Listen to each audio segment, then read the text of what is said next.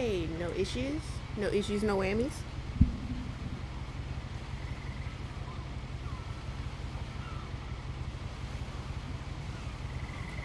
Okay, give me a second.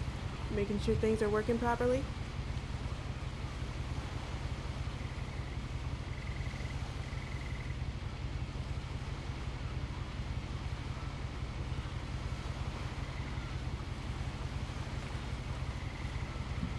Okay, seems to be fine. I think, anyway.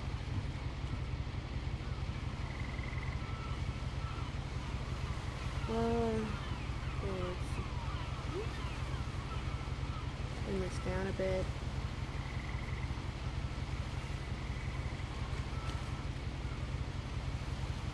I think we're good to play? I think so.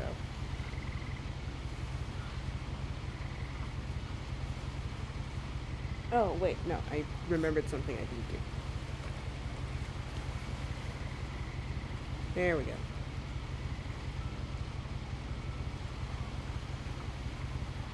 Okay, ready.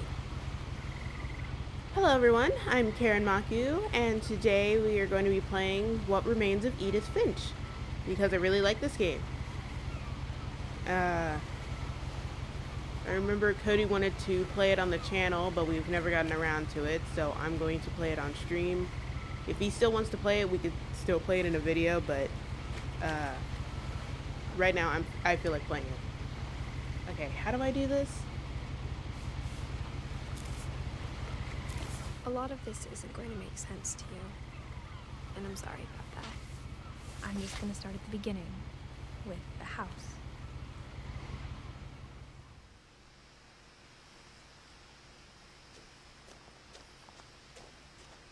I know this game has like a really incredible story. People have praised it. I lived here until I was 11, but I wasn't allowed inside half the rooms. Yeah, people have praised the story of this game so much.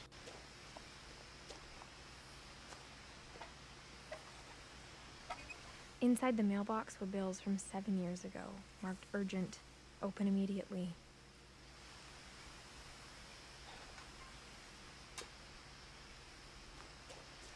I hadn't been back since my brother Lewis's funeral.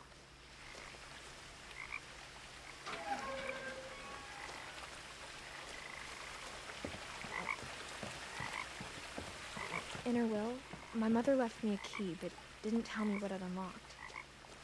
Maybe she thought I'd know, or she thought that the mystery would be enough to bring me back. What's this way? Unless this is the way I'm supposed to go.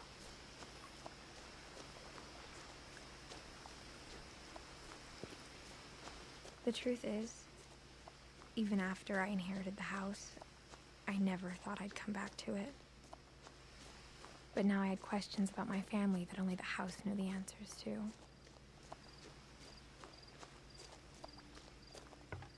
The woods around the house have always been uncomfortably silent, as if they're about to say something but never do.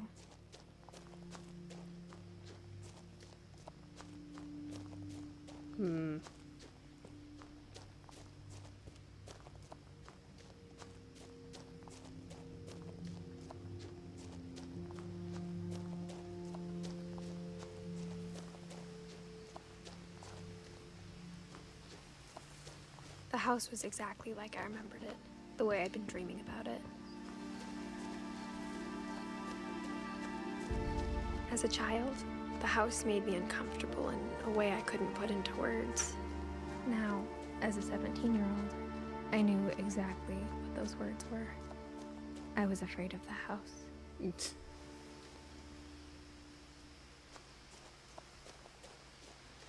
Up the ramp.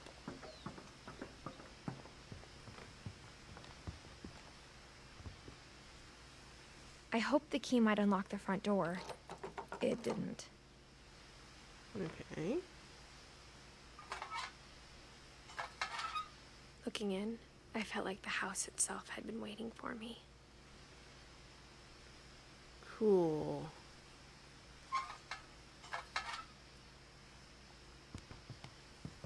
missing? Hmm.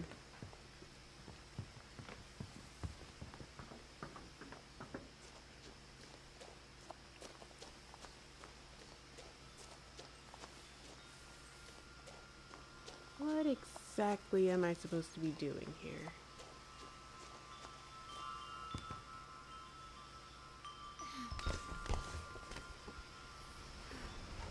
Crawling through the doggy door used to be a lot easier when I was 11. Hmm.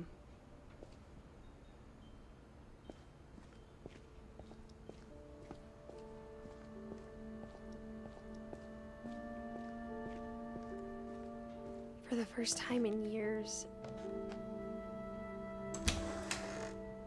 I felt like I was home. But instead of a family, there were just memories of one.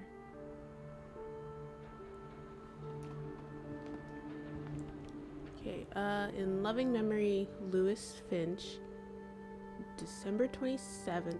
Oh my god, like 2 days after fucking Christmas. Okay, to November 21st, 2010. Beloved brother to Edith, son of Don, great grandson to Eddie.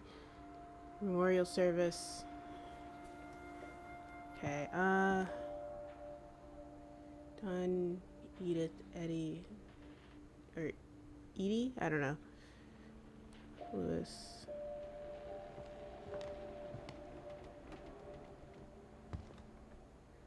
Holiday feast, kitchen.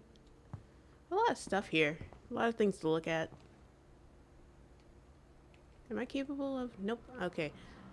Oh, wait. Like how after Lewis started working at the cannery, we all got sick of eating salmon. Except our cat, Molly. Or how only one restaurant would deliver to our house, so we had Chinese a lot.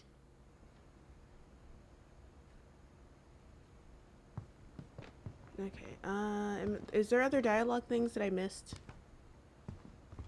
I don't wanna go too far without, like,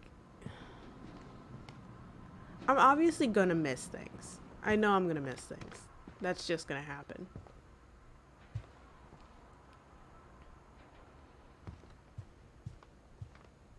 The table was still a wreck from the night we left. Hmm.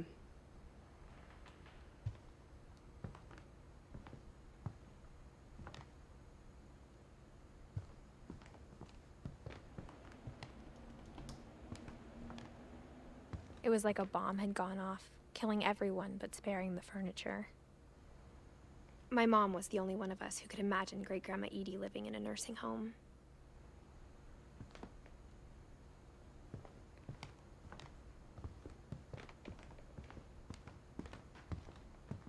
Okay. What was the other way then? Nothing in the house looked abnormal. There was just too much of it, like a smile with too many teeth.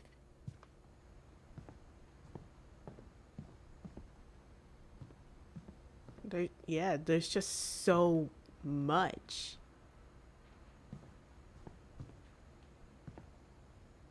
Oh.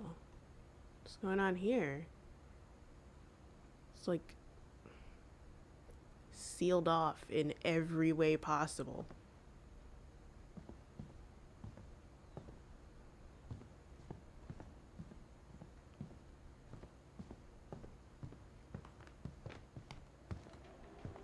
Did I miss a trigger or something?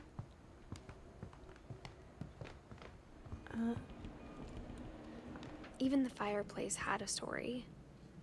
Edie told me the bricks came from the original house, after it sank. Whoa, okay. Anything in this room of interest? Because it's like, this game has, like, I don't believe any action. It's just a lot of story. So I don't want to miss any of it. Mom always told me to stay out of the basement, so I wasn't too surprised when the key didn't fit.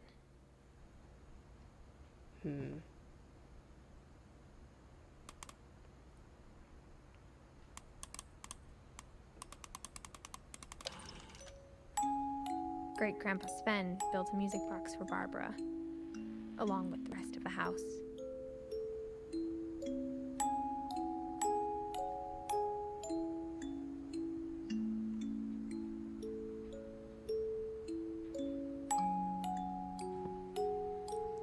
Barbara Finch. Man, too bad I can't read those words down there. Maybe they're not important. A lot of bugs, though.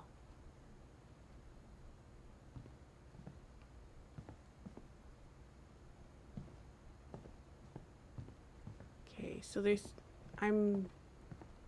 was about to say I wasn't missing anything. My mom wasn't much of an optimist, but she never stopped believing that my brother Milton was alive.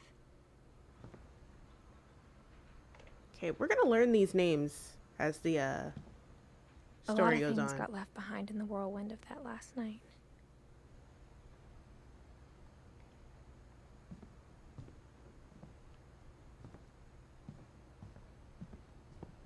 Man, it's apparently like super easy to just miss things.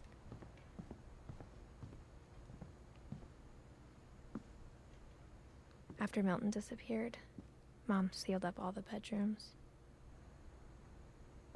Then Edie retaliated and drilled peepholes.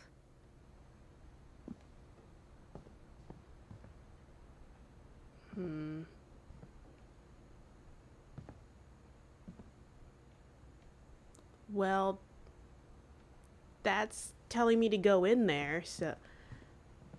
let me look around real quick. Molly always seemed like a girl I could imagine being friends with, if she hadn't died in 1947.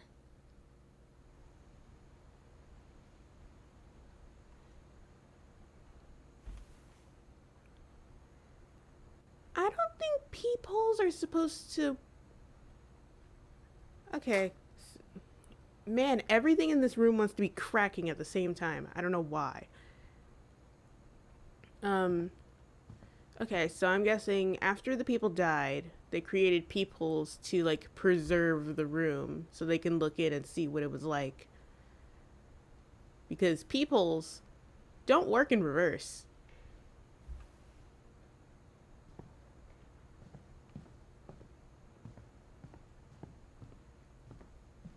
Okay,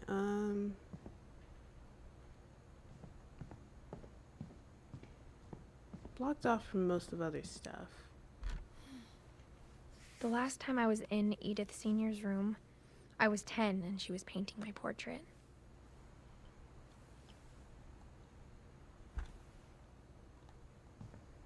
Bird.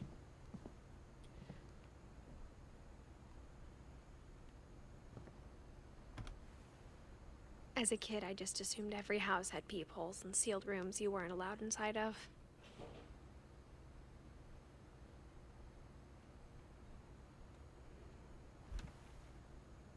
Wait, what does it say? Gregory. Okay.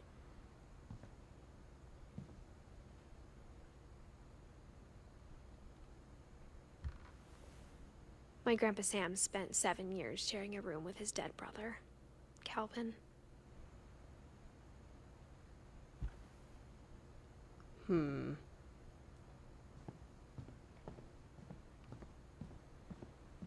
Okay, so yeah. These rooms are sealed off. So the other room is where I'm supposed to go. But let's just look at everything else. Barbara was a child star for 2 years, until America grew out of it.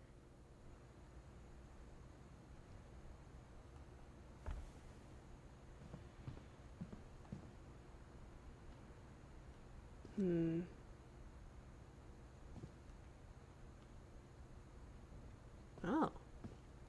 Mom must have locked the third floor stairs on the night we left.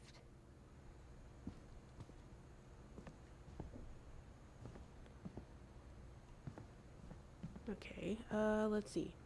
My friend Bigfoot. Barbara Finch. Whenever people ask me about my family, The first thing they always want to know about is Barbara. Well, make a big enough name for yourself, people will always ask about you.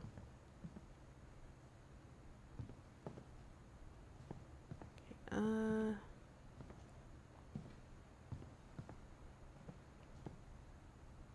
bugs, photos.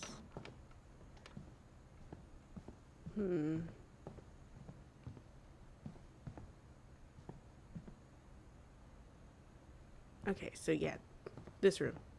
I spent a lot of time playing in Great Uncle Walter's room. I think my mom sometimes regretted not sealing it up.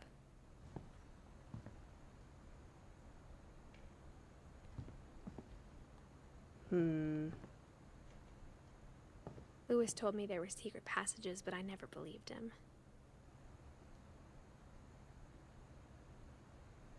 20,000 legends under the sea? Yeah.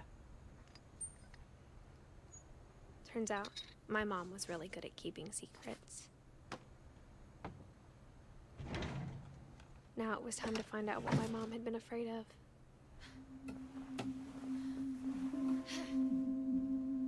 From the paintings on the wall, it was clear my brother Milton had been here before me.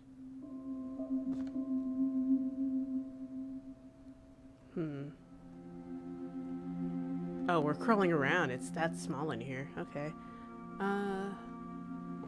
Reading this, maybe it sounds like I had a plan.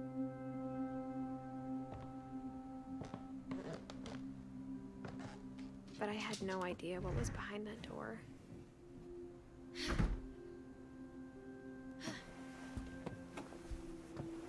Just like I had no idea where all this was gonna lead. Okay, it just saved, so something important's about to happen?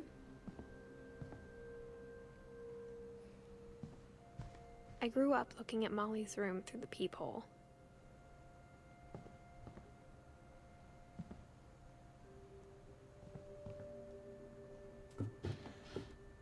Molly's gerbil had a tiny bedroom with its own even tinier gerbil cage.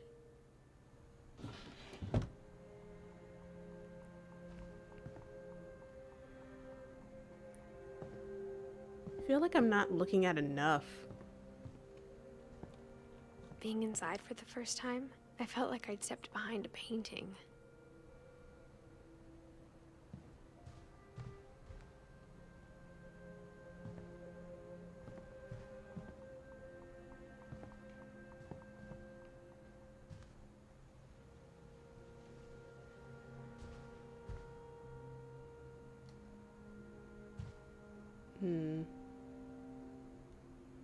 December 1947. I got the sense Edie had spent a lot of time here before my mom sealed the doors. All right. December 13th, 1947. Dear Diary, I'll be gone soon, but I wanted to tell somebody about what's gonna happen. It started when Mom sent me to bed without dinner. I woke up and I was starving, so I looked around for something to eat.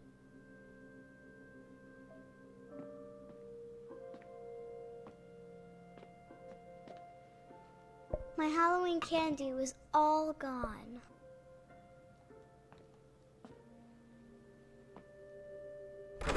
Mom, can I come out now?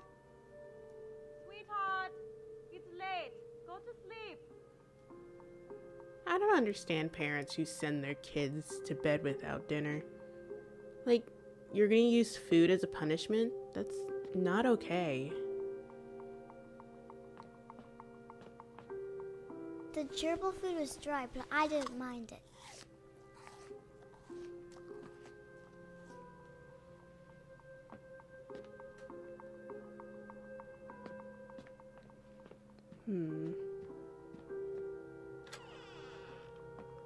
Well, not yet.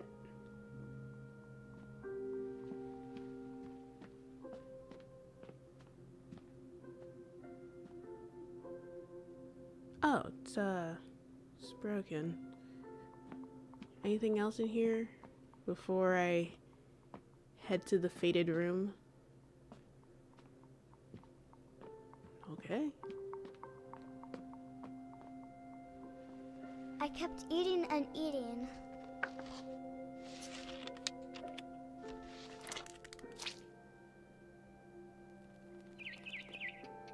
There's no way that tasted good. You're a liar if you're telling me you think that tasted good. I ate a lot of things that night.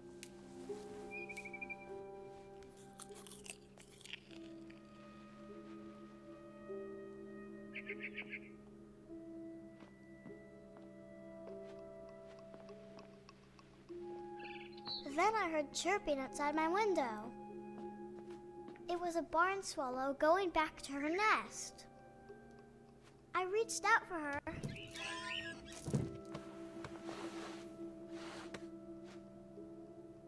And suddenly, I was a cat.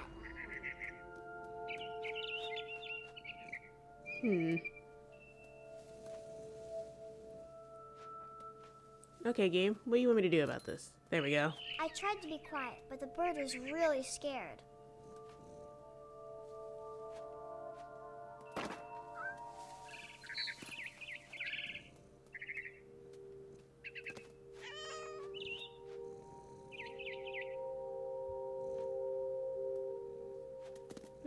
Oh no, I went to the right place?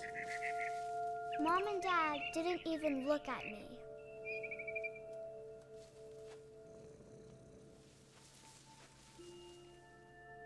No.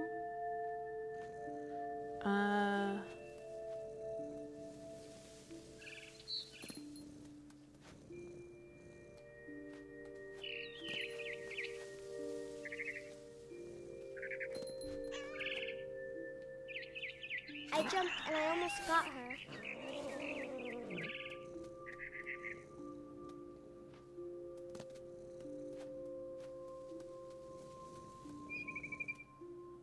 Can I get up there?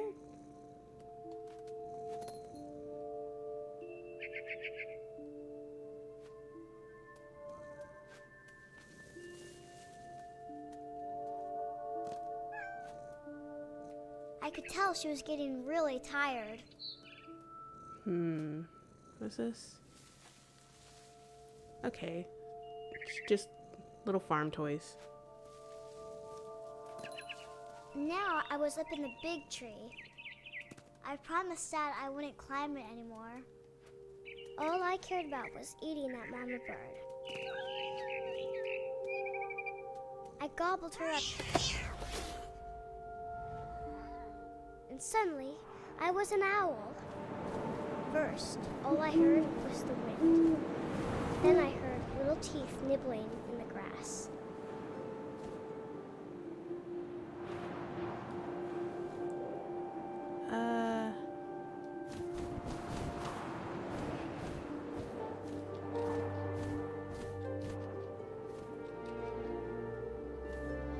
Rabbits.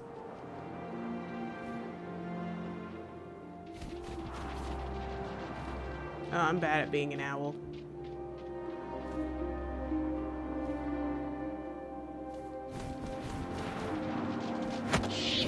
There we go.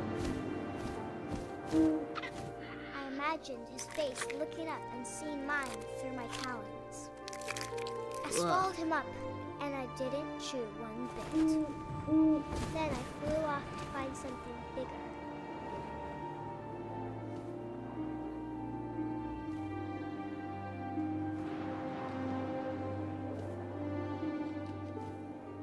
Where am I going? A mama rabbit.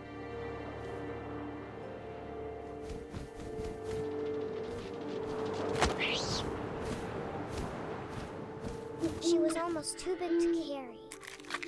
I started choking, but I couldn't stop eating. And suddenly, I was a shark.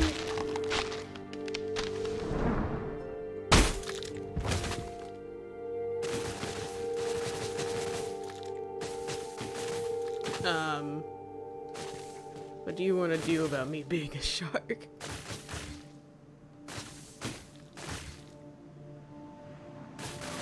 rolled off a cliff and into the ocean. Now, I was hungrier than ever.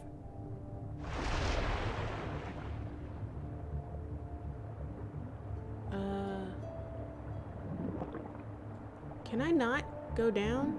There we go. I wanted fat, juicy seals. Come on.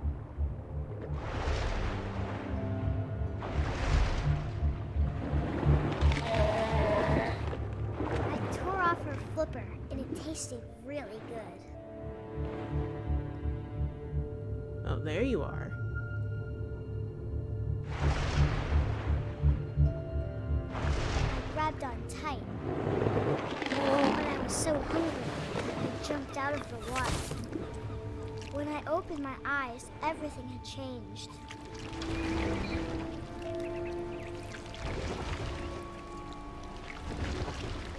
Now I was a monster, and I smelled people everywhere.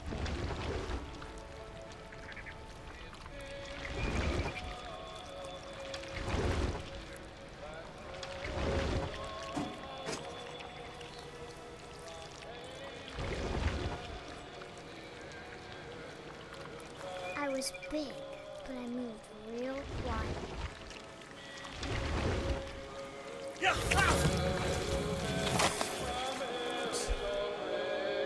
All right.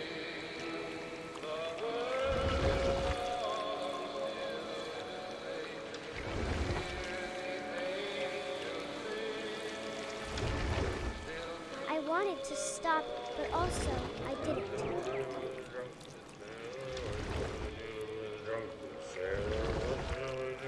Great. There we go.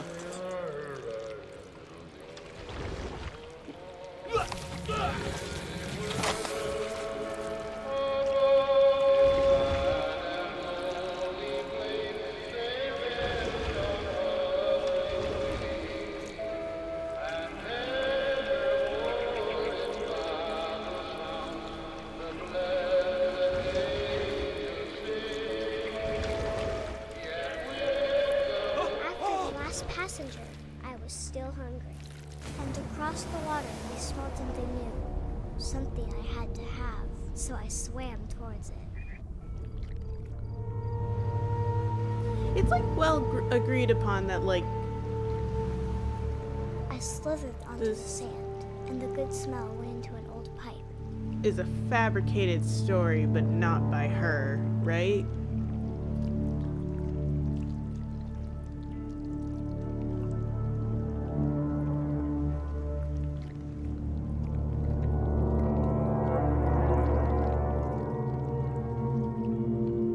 I got closer and closer.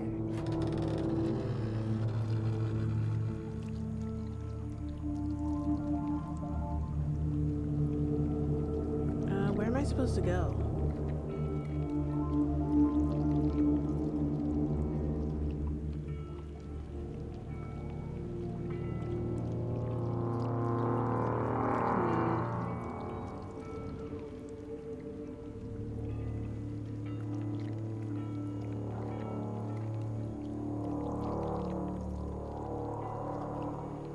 All of my stomach started growling.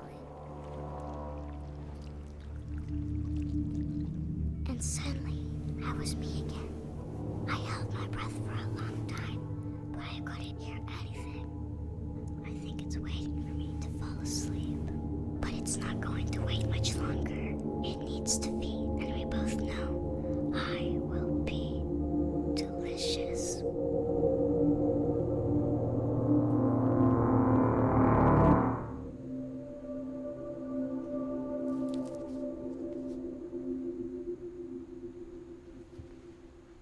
Yeah, there's no way that's what she actually said. I'm not sure if I believed all of that, but I'm sure Edie would have.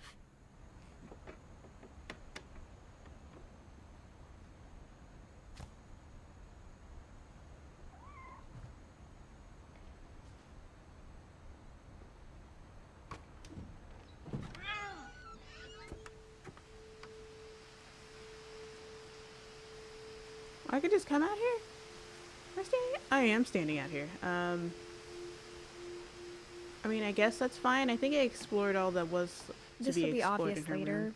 but my mom never told me any of these stories. Edie would have, but Mom didn't like bringing up the past.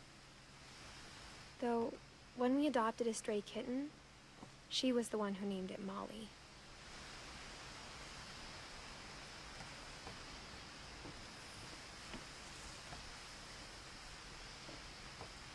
It was a very dangerous house.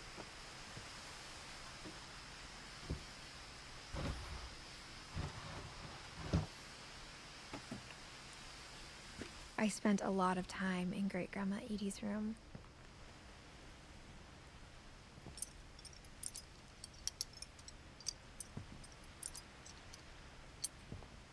A lot of birds. Louis died a week before we left, but Edie had already started to memorialize him.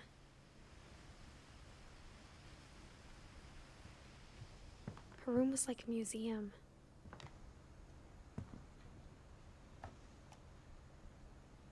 For 500 years, the Finches have been famous throughout Norway for their fortune and misfortune. Odin Finch buries the latest victims of the family curse, his wife Ingeborg and their newborn son, Johan. On January 7th, 1937, he set sail with his family and his house, hoping to leave the curse behind. But 40-foot waves off the coast of Washington send the house and Odin to the bottom of the sea. Odin's daughter Edie, with husband Sven and baby Molly, step ashore on their new home, Orcas Island. Odin Finch is the first to be buried in the new family cemetery. His daughter Edie is already dreaming of a new Finch house.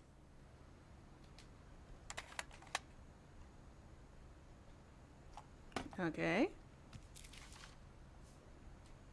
Whatever's wrong with this family, it goes back a long ways.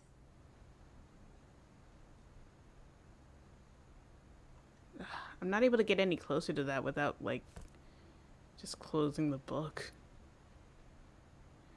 Odin Finch joining the great majority. The mysteries of death and thereafter. Oh, this is the door.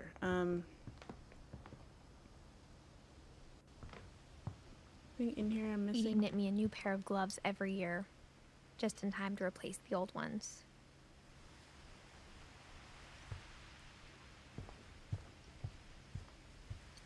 Edie gave a big interview about a mole man living under the Finch house. My mom was furious. I hadn't thought of myself as Edith Jr. for a long, long time.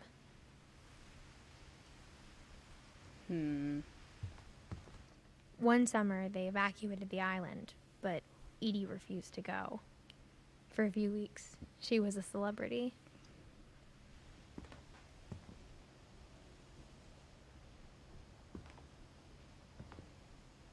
What does it say?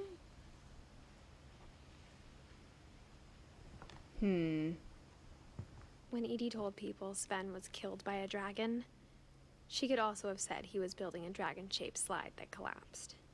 She could have, but she didn't.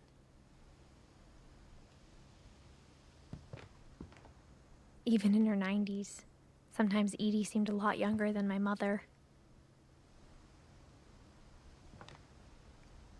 Which door am I supposed to go through? Hang on.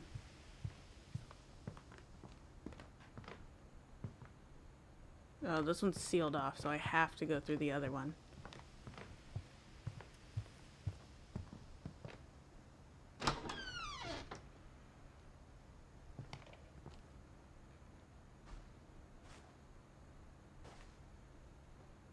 No mirrors. The only trace Grandpa Sam's first wife, Kay, left on the house was the pink bathroom. It was a pretty big trace.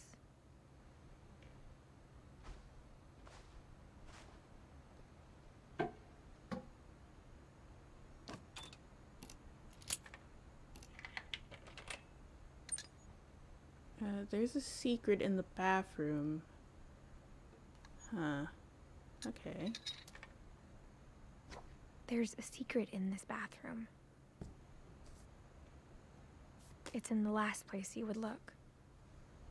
It isn't in the cupboard. It's hidden in this book.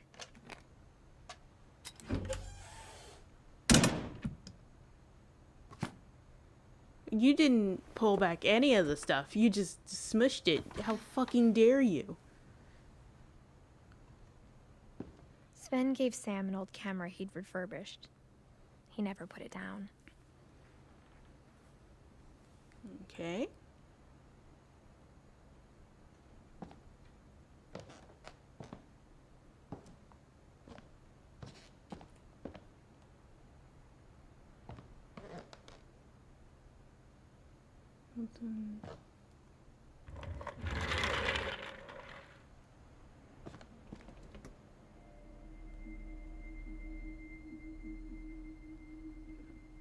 No.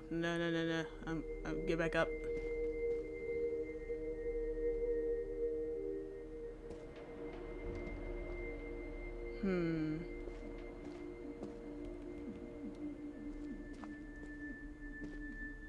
I knew Grandpa Sam had a twin.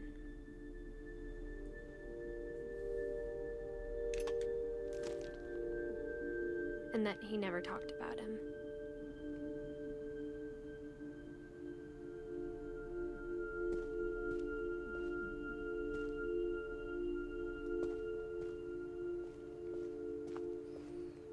Command center.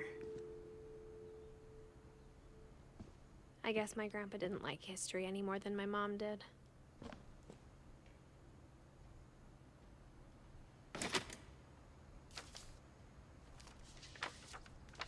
How I Want to Remember My Brother by Sam Finch. The thing I remember is that when he made up his mind, that was it.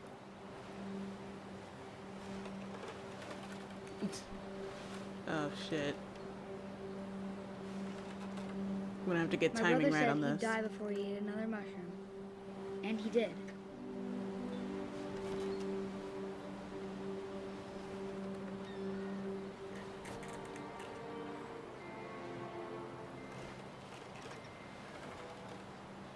Okay, give me a second. This is gonna take a second for me to figure out.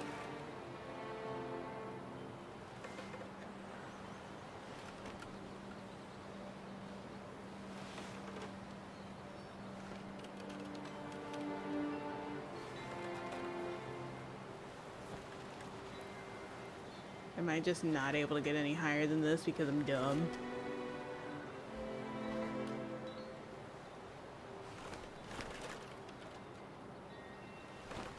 At Barbara's funeral, we swore we'd never be afraid again. And he wasn't. I think Calvin always wanted to fly.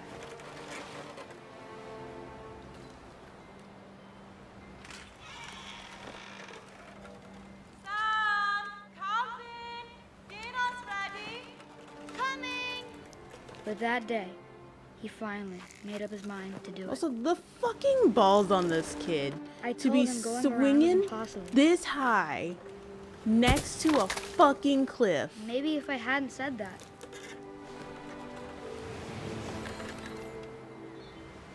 Calvin! I'm not gonna tell you again! Maybe if the wind hadn't picked up.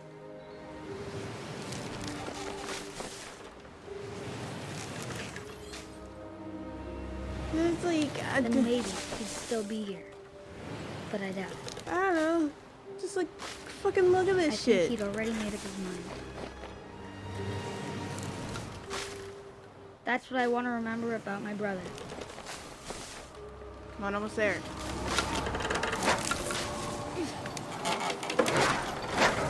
The day he made up his mind to fly.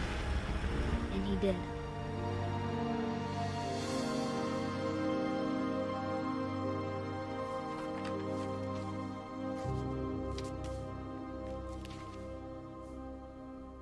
Calvin's story felt strangely familiar. When I was younger, I remember trying to do the exact same thing.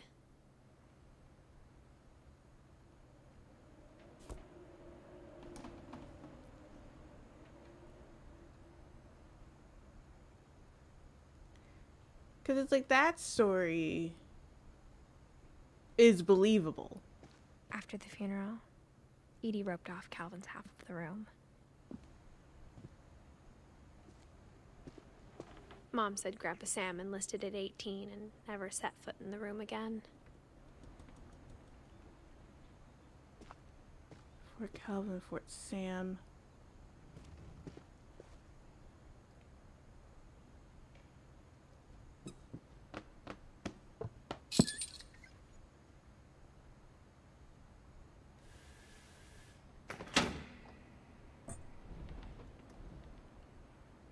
Pull it.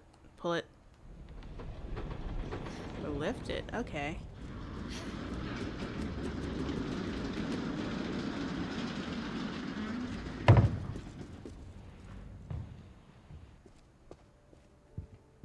The passages were a pretty tight fit.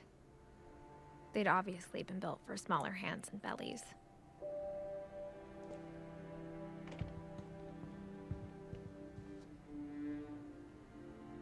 Hang on, hang on, hang on.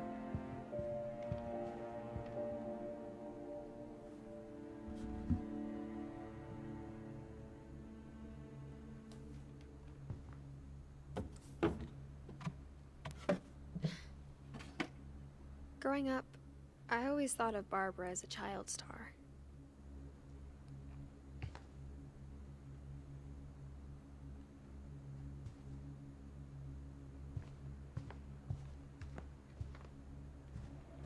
I never thought about how hard it must have been for her afterwards. Ooh, my face glitched out for a bit.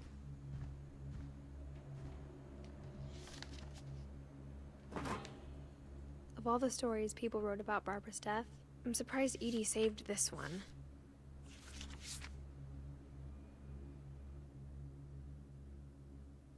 Old Jack here with another ghastly tale inspired by America's most unfortunate family.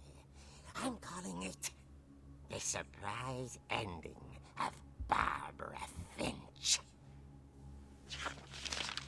As a child star, Barbara was famous for her scream. Now at 16, she was all washed up. A has-been. But in a lucky break, she'd been asked to perform her signature scream at a local convention for monster movie fans. It was just the boost her career needed. Unfortunately, her scream hadn't aged well. Getting better. I think you just need the right motivation. Her biggest fan and current boyfriend, Rick, was about to demonstrate when... Now that was a great scream. It was Barbara's father, Sven. He'd slipped into a table saw and had to be rushed to the emergency room. So Barbara got stuck babysitting her youngest brother, Walter. Her convention comeback was cancelled. Okay, I'm hearing frustration, but I'm not hearing terror. What if I tried... A gang of hoodlums in Halloween masks have been terrorizing Orcas Island tonight. Police are urging residents to... That came from the basement. You're right! Also, I loved your delivery on that. Why is your basement door locked? Because my dad likes making puzzles and secret passages. There's a key hidden in the music box. The secret is to keep winding and winding until finally the key pops out. Thanks, babe. I'll be back in a sec. 20 minutes later, Rick hadn't returned. So Barbara went to look for him, right on cue. She reached for the music box. And as she wound the key, she listened for Rick, but the house was silent.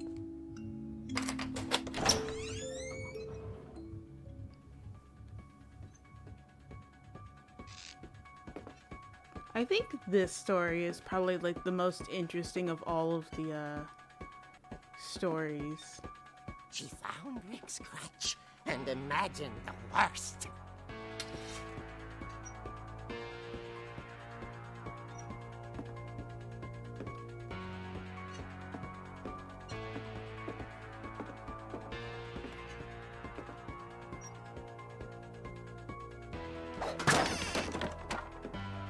The gang's leader is the infamous Hookman killer, Dr. Carl Hamill, who impaled and then ate his family 10 years ago tonight.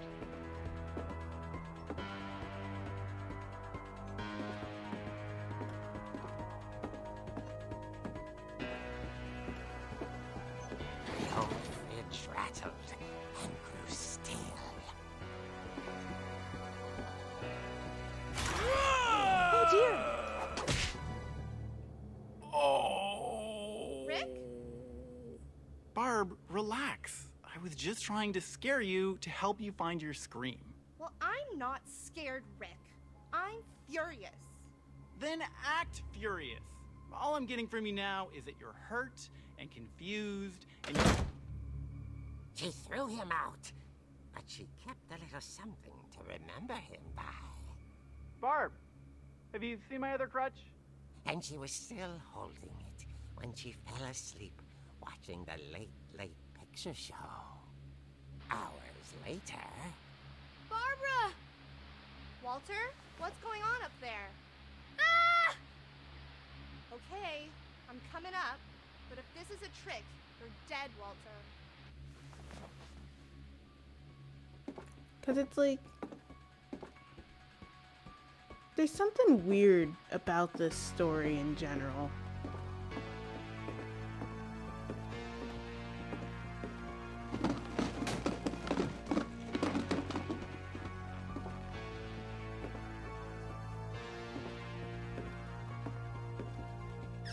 Walter, are you there?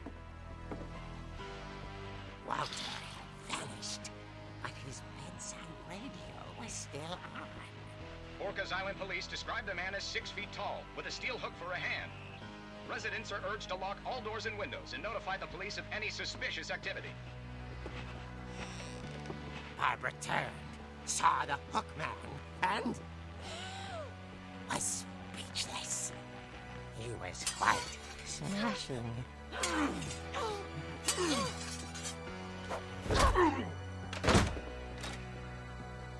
And he was. He couldn't get enough of Barbara. Okay, Barbara, there's gotta be another way out of here. That night, she played her part beautifully.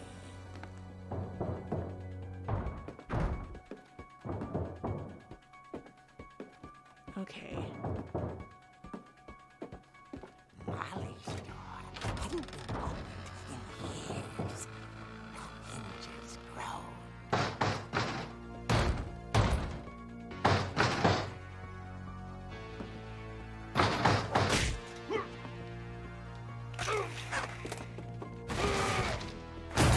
He wasn't moving, but she sensed the story might not be over yet.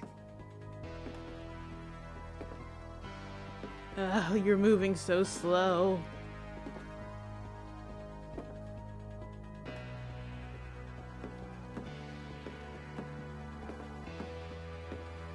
The Hookman had vanished. She listened for his breathing, but all she heard was...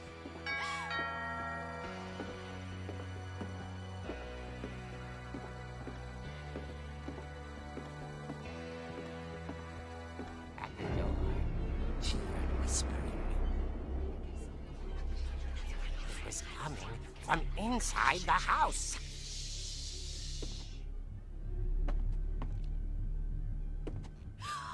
Oh dear. The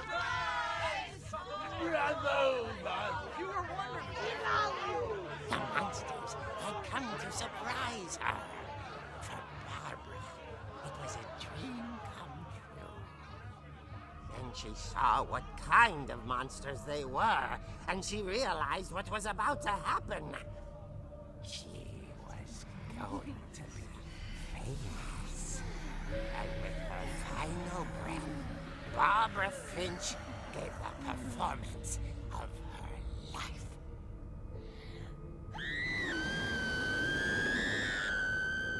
I wasn't there myself, but I hear Barbara was magnificent. Poor girl. She had a taste for stardom. But unfortunately, so did her fans. Of course, the police blamed it all on poor Rick, who disappeared the same night. And little Walter? Hiding under his bed the whole time. He took it all pretty hard, but that's another story. As for Barbara, tucked inside the music box is all they ever found of her. Her ear. Now that's what I call a real eerie tale.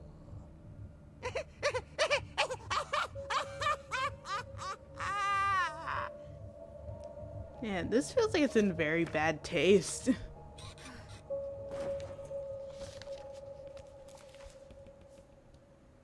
Edie told me all Barbara wanted was to be remembered, as absurd as that comic was. Maybe what Edie saw was a happy ending.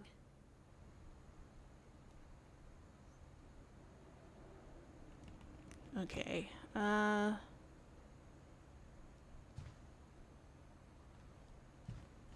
Barb.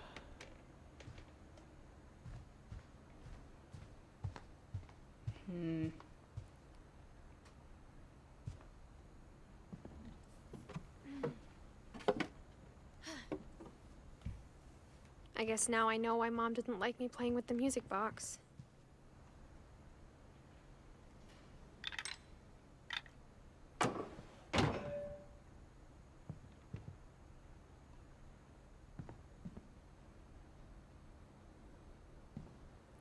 Barb. Edie's father, Odin, built the original house. Yes.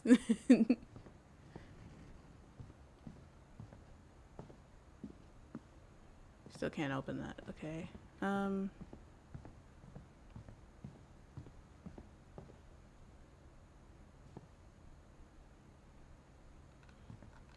It's funny. All those times I played with the music box and never found the basement key.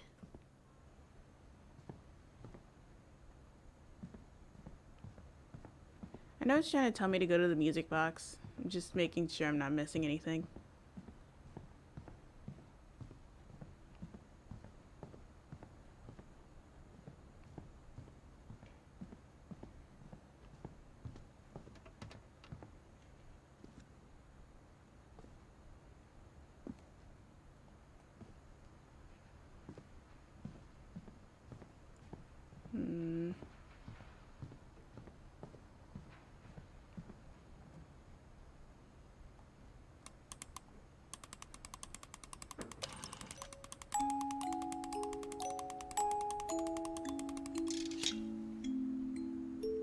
Awesome, got it.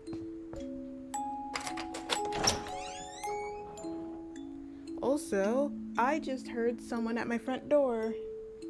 I need to go check that real quick. I'll be right back.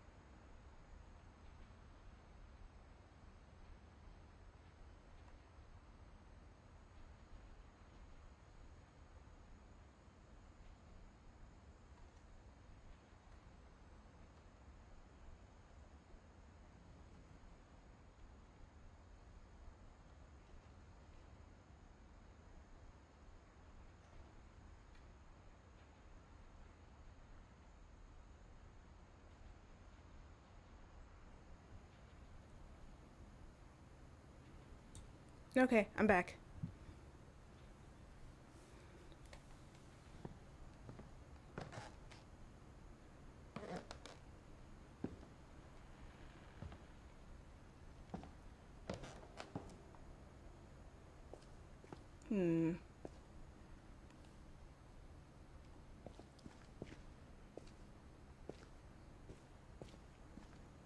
Not really much, huh?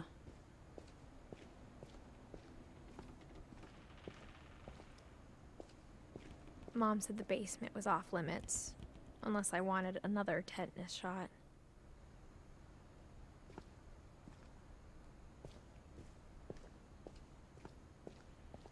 I saw Edie sneak down to the basement once, carrying packages. Okay. I thought maybe she was hiding presents.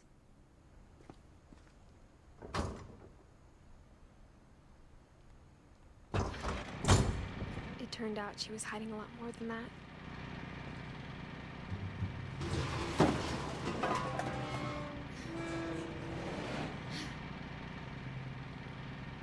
I remember asking Mom once about where Walter had gone. She said after Barbara died, he got as far away as he could. If there's a pattern in all these stories, I think it's that none of us has gotten very far.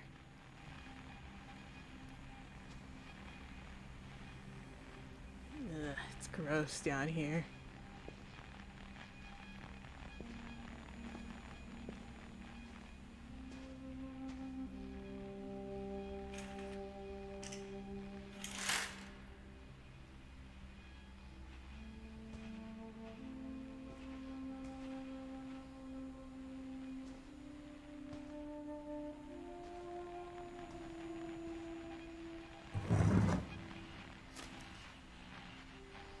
Goodbye, everyone. I can't believe I've been down here for 30 years. On that first day, after the shaking started, I didn't think I'd survive a week.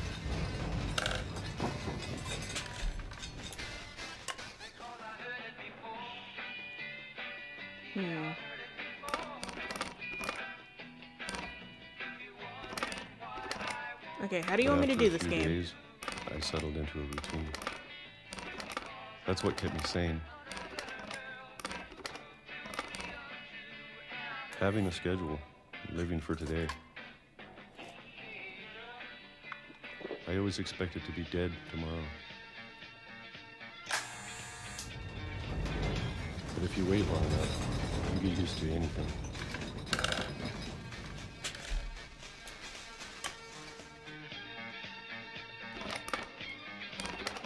Even a monster on the other side of the door starts to feel normal. Almost friendly.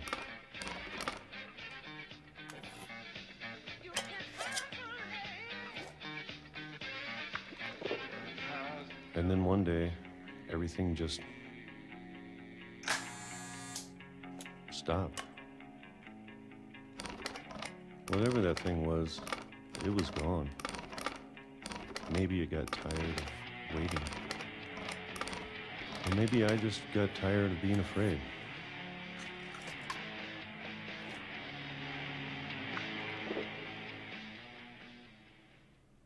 It's been a week now, the longest in 30 years.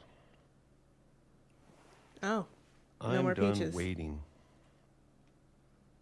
I have to leave while I still can. Hang on, I'll go down there in a second. Never mind, I'm going down there now because they won't let me look at other things.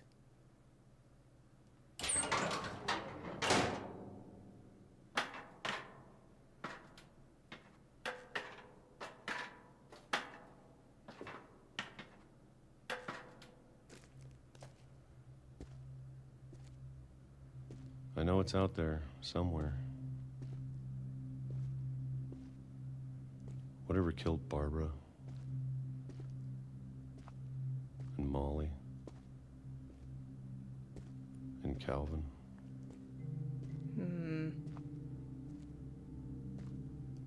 Maybe this is all a mistake. But I need to stop living the same day, even if it kills me.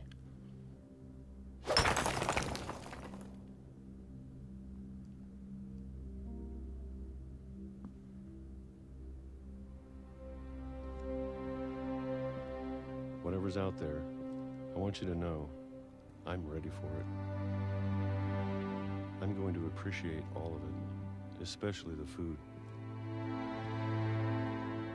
I don't mind if I only have a year left, or a month, or a single week. I'd be happy with one new day. I can already imagine the sun on my face.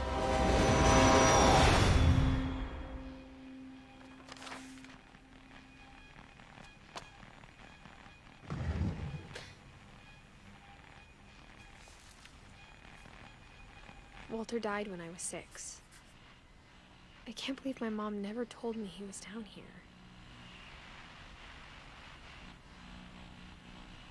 It's just a single leaf. I know that has someone else's name, and I think I remember what story that is, but like, that's just sad.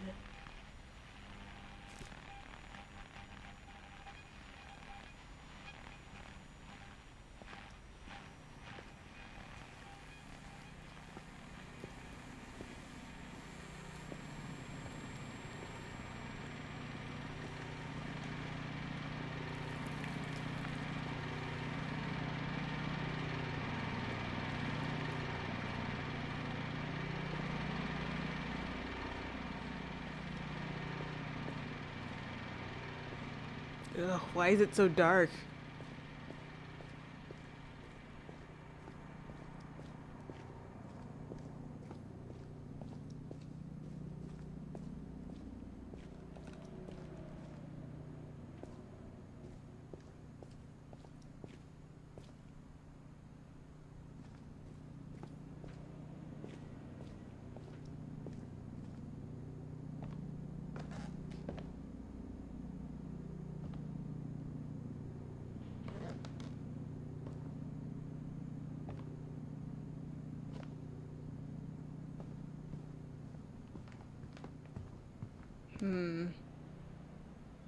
It's getting really dark.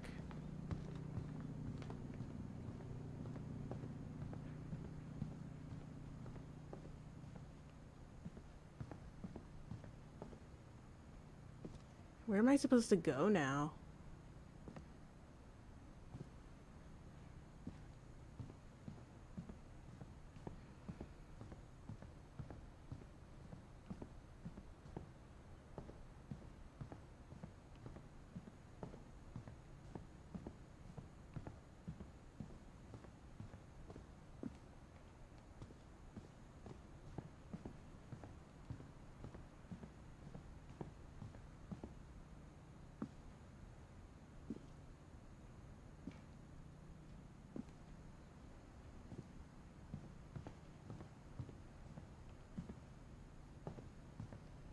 No, I'm serious. Like, where am I supposed to go?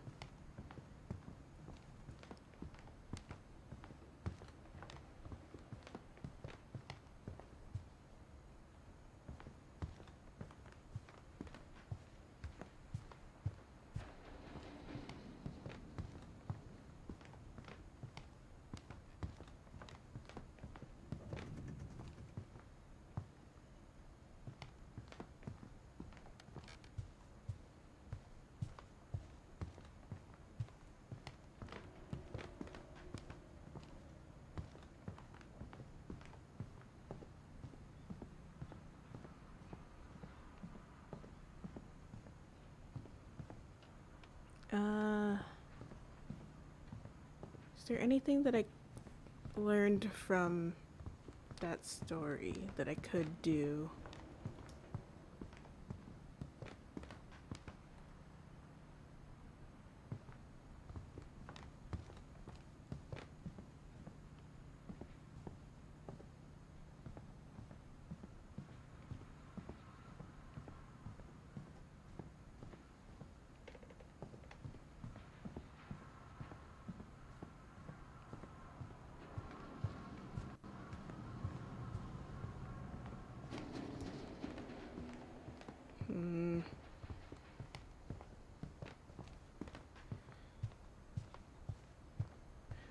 no fucking clue.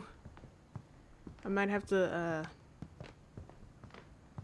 look up what I'm supposed to do. It's so dark that I can't really see anything.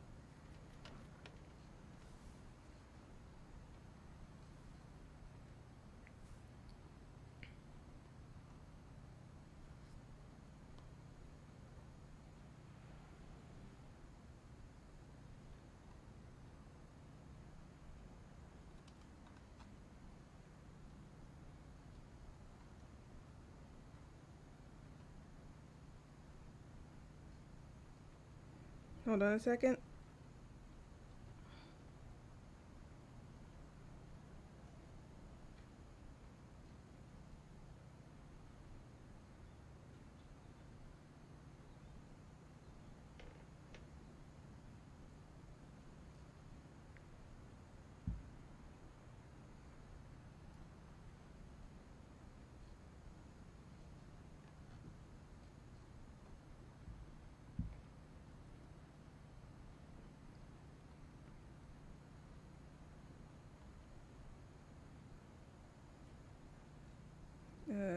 Ba, ba, ba.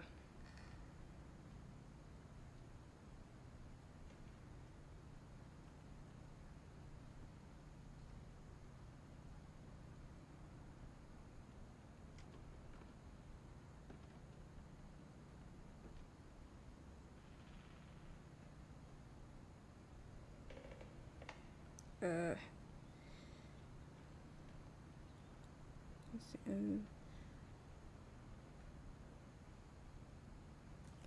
Oh, I'm supposed to go down the hatch. I didn't see the hatch. And now I'm gonna have to find a way to make my way back to it in the dark.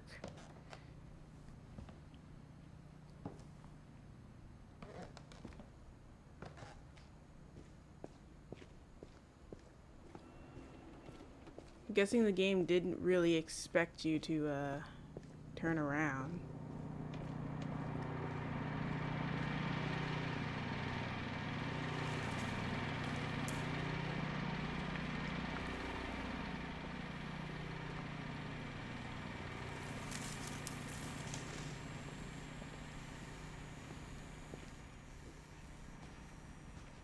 I'm sure my mom was trying to protect me.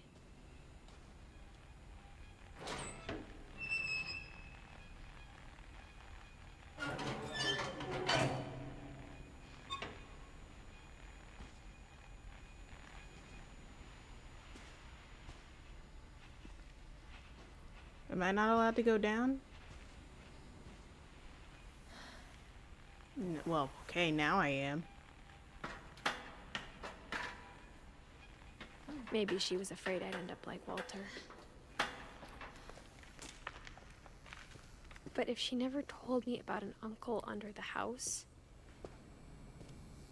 I can only imagine what else she was hiding. I don't want to make the same mistakes she made. Trying to bury something that's still alive.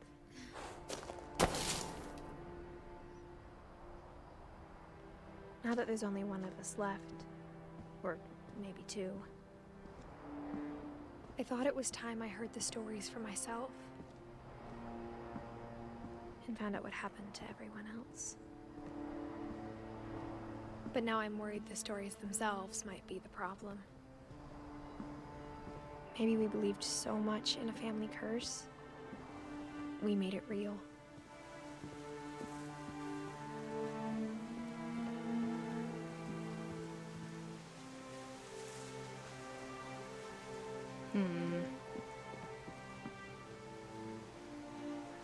I don't know if I should even be writing this.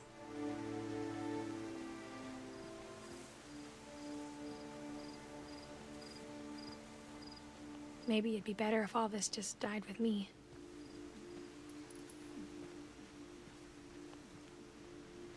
But I thought you should know about your family.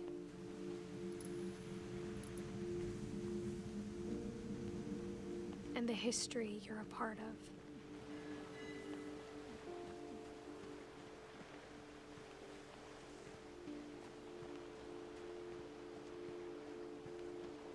I'm guessing it won't let me walk into the... Yeah, no.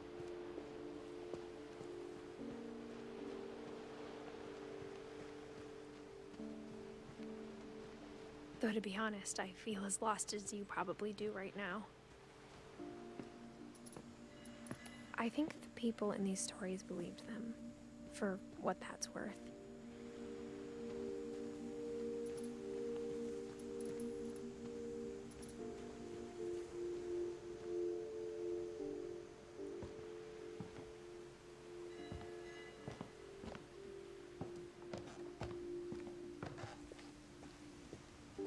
And when you look at the house, that history of imagination and stubbornness and madness, any of it seems possible.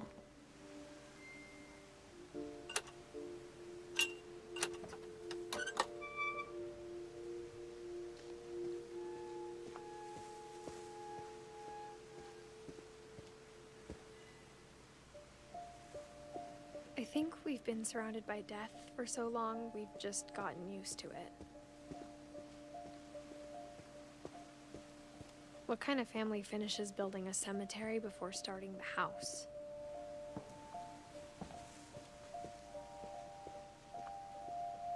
It's embarrassing for me to admit this, but the pet cemetery made me more uncomfortable than the human one. 3 of the gerbils were mine, and 2 had been my fault.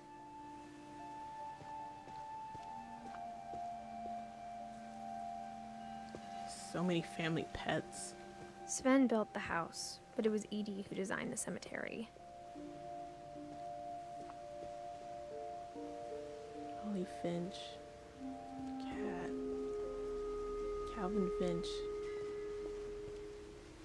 Sven Finch. Edie Finch. Walter Finch. Barbara Finch. I'm sure Odin's monument had been Edie's idea. My mom was always trying to move on, but for Edie, the past never went away.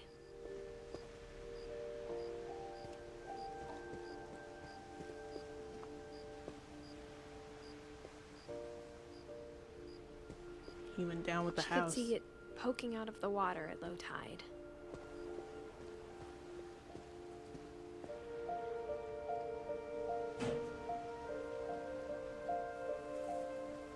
Edie said she dreamed about the old house every night.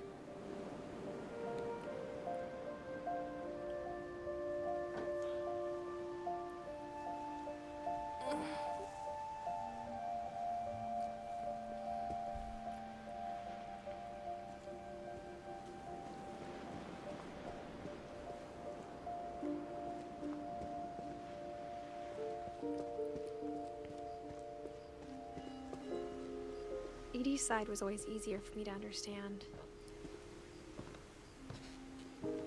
But the older I get, the more I can see where my mom was coming from. Her dad had been pretty strict, but it wasn't enough to save her brothers. She was just trying to do better.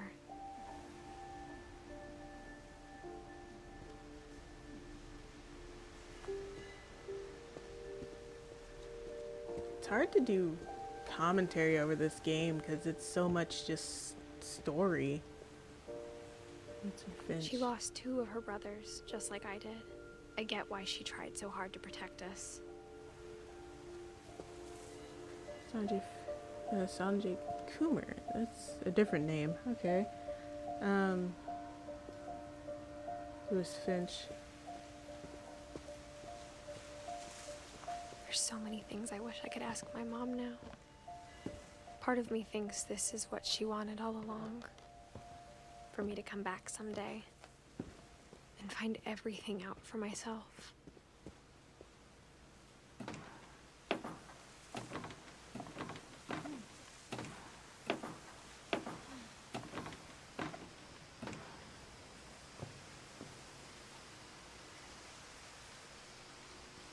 Okay. But looking back on it now,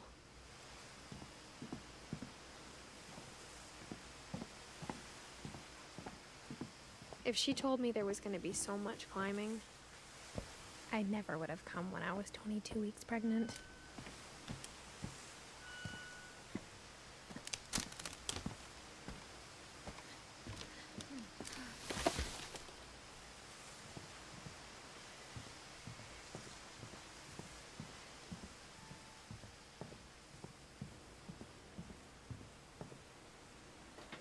I never met Grandpa Sam, but I think he and my mom had a lot in common.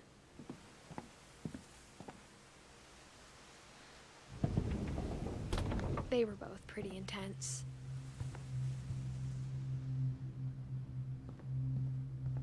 Okay, there's his story. Sam spent his life shooting photos, but Mom said he got nervous being in front of the camera. I guess we're all afraid of something.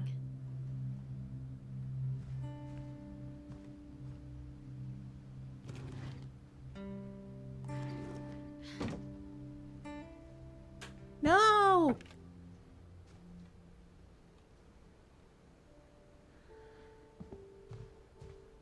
Just instantly walk in Instead there. of hiding from death, Sam seemed to go out of his way to meet it.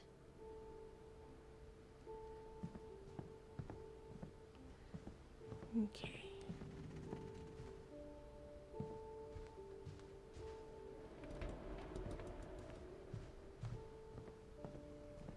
Yeah, now I gotta go read his story.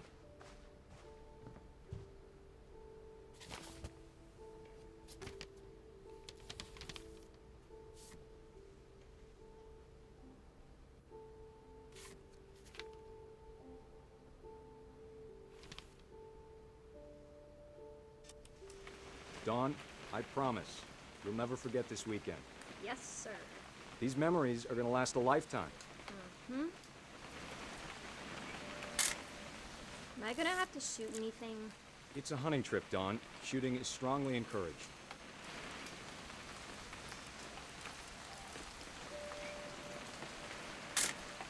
Perfect. It's gonna rain the whole weekend, isn't it? I will never forget this weekend, Dad. That's the spirit. Hang on. Okay, got it. I'm gonna take some pictures, okay? Just be careful. That camera's older than you are.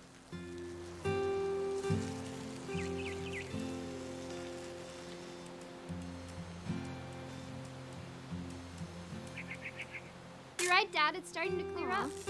Still freezing, though.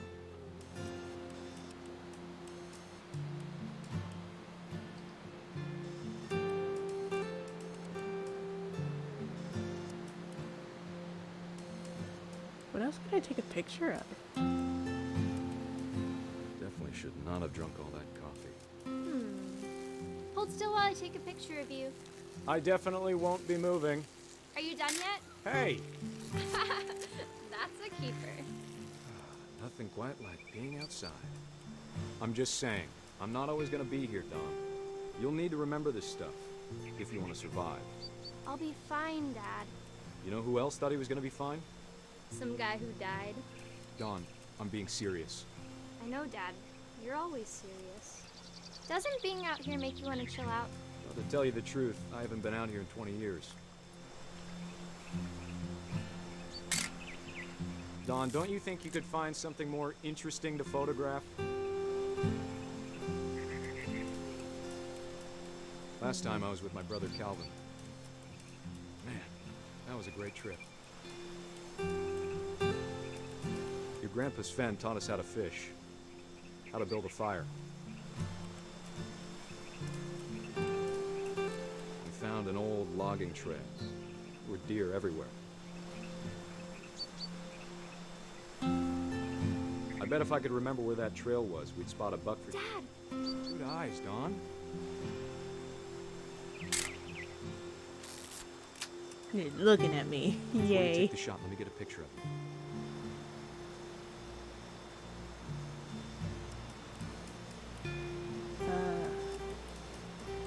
Dad, I... Just breathe. Turn off your imagination. Focus on your target.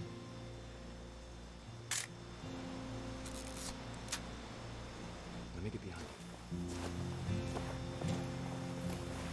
Do I have to do this?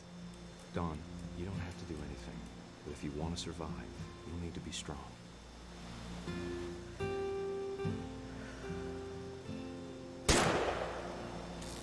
Great shot, Dawn!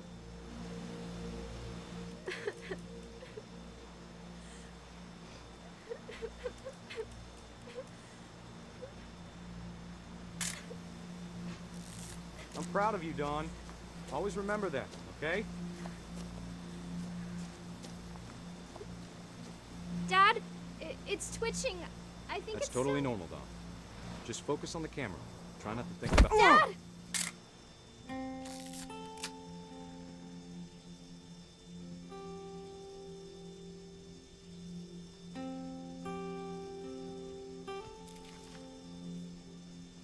Of all these stories, that's the one I wish most that my mom had told me.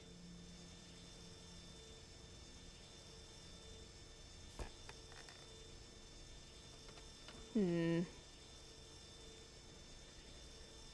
lot of these people seem to have died in pretty normal ways. And then there's just the occasional, like, fantastical story.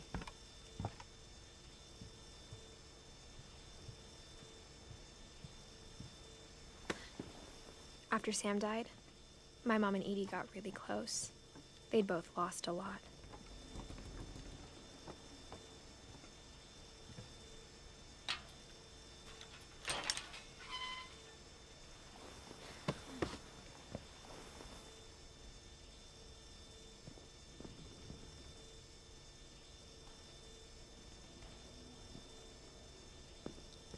Georgie. I can't imagine my mom ever writing poetry, and yet...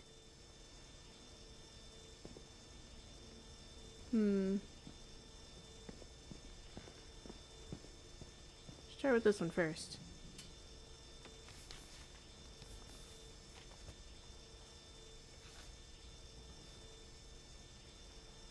No, wait, no, I want to look at that. I just...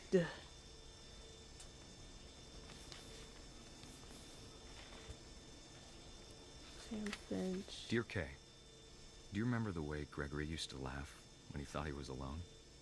Like something funny was happening, but only he could see it.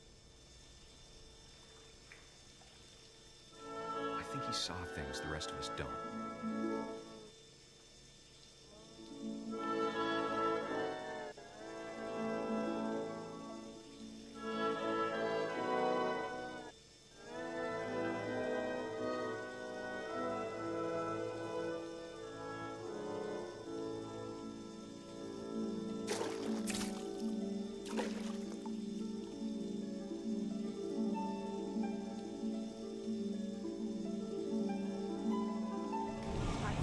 Gregory, it's time to... Hold on, sweetie. Hello? Sam, I told you I don't want to talk right now.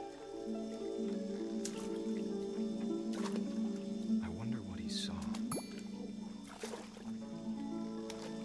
Damn it, how do I can reach him. What his world was like. There we go.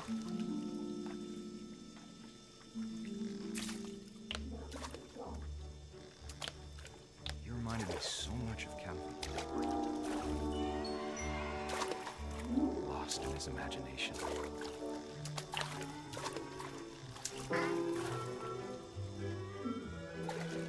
I just want the O. Yeah, there we go.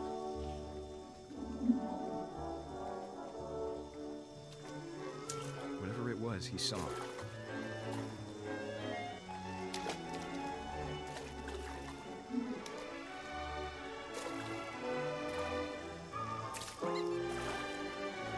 Sure made him happy.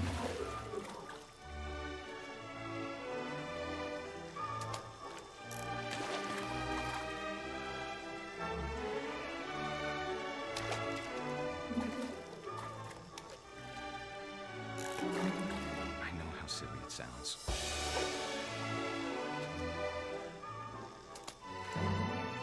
I'm worried about a baby.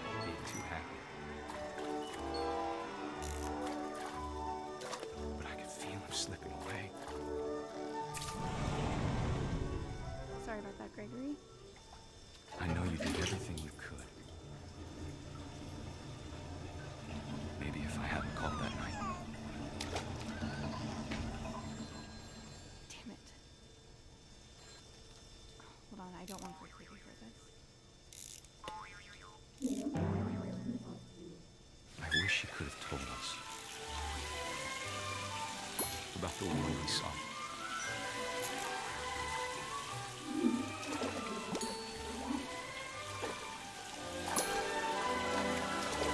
There's so much I don't understand about Gregory, about everything.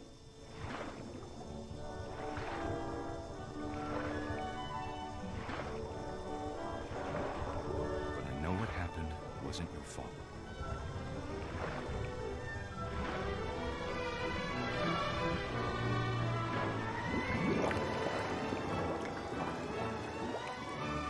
I'm sure he's happy. And he'd want you to be happy too. Good luck, Kay. Love, Sam.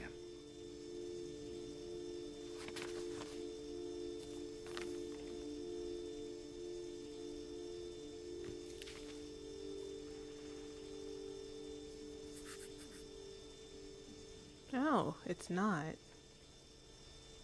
Huh. Okay. I mean, that's a, like, pretty sad story. Like, even though it's portrayed pretty, like, happily, it's really sad about what happened. A poem for Gus, who always said the wedding was a bad idea. Our father never hit us kids, at least not very hard, before the day my brother said with teenage disregard that he'd be dead before he'd see a wedding in our yard.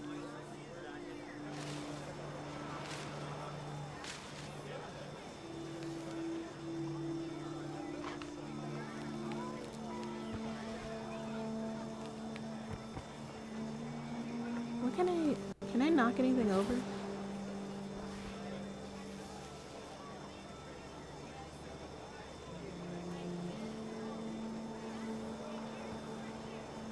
My father made him come, of course, but Gus stood far apart, just flew his kite and bottled up the storm inside his heart.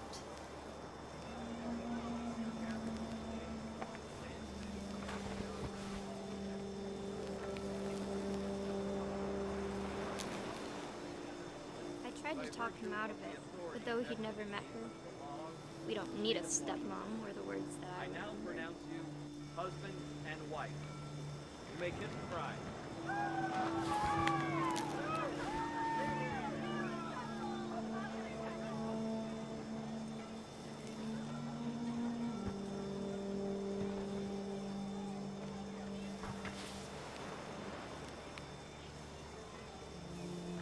When the time for photos came, Dad ordered him to Come here. But Gus declined, and as a sign held up his middle finger.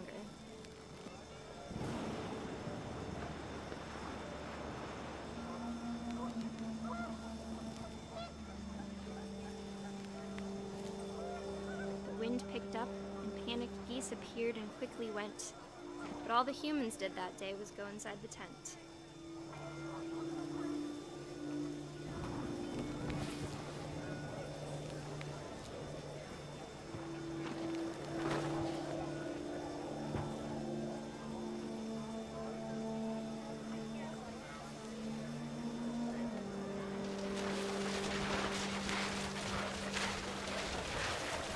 The rain came down in buckets then, but no one seemed afraid that nature might destroy the tent our dad had crudely made.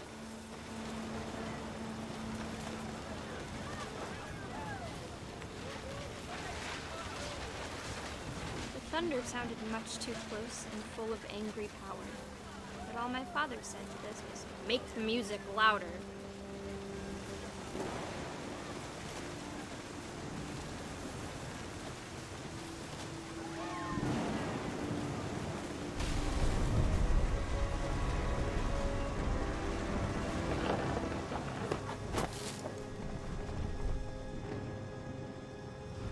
I wish that I could truly say I thought about you on that day. Out there on the beach alone, just you, the wind, the sea, and foam. But I didn't, until we found you.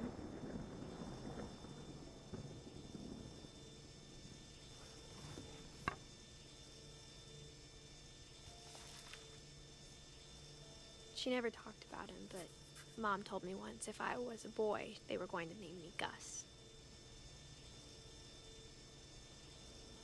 Man. He had things going on and nobody thought to, like, check up on him.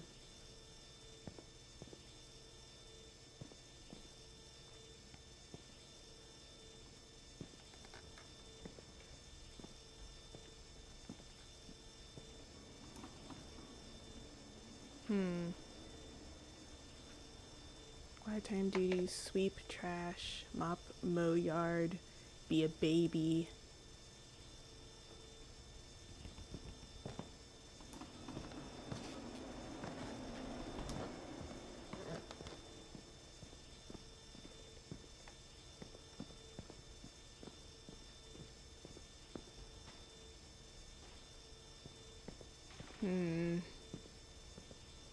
I don't want to miss anything. I'm doing my best to not miss anything.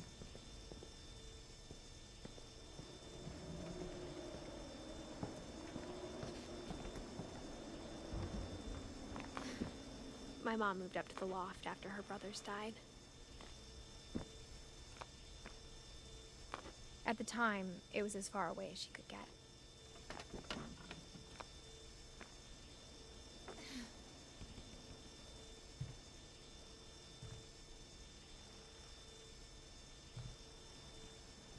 Religion was another thing my mom never talked about, but I think it helped her a lot after her dad died.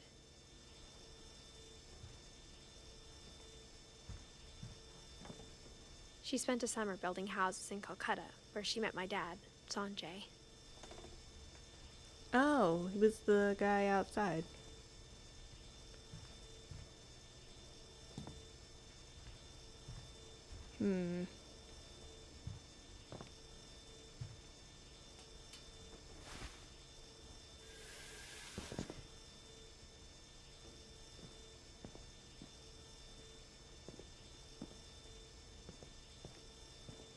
That's strange. Was that it? Was that all of it?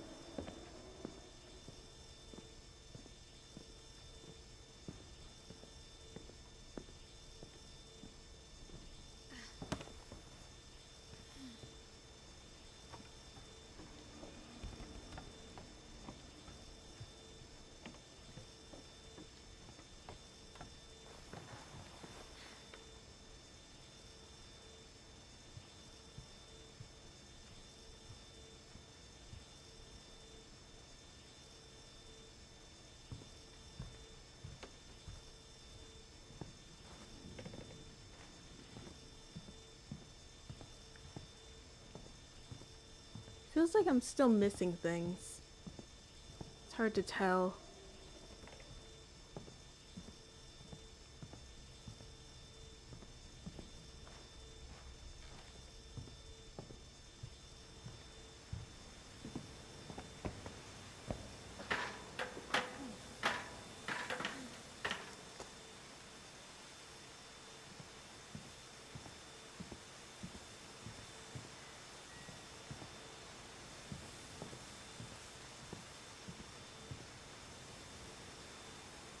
Hold on.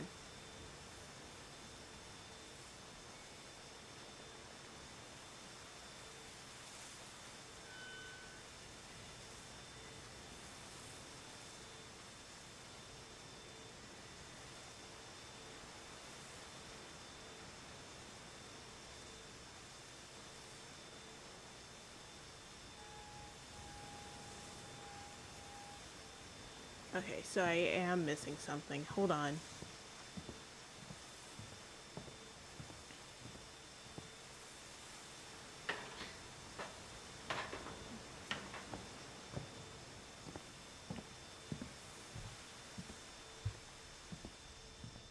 Um,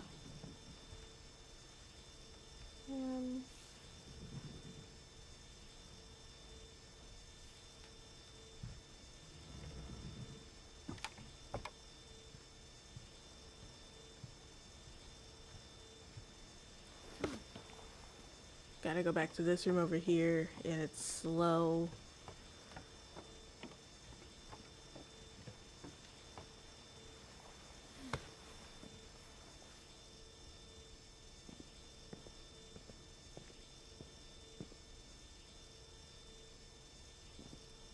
guess, something...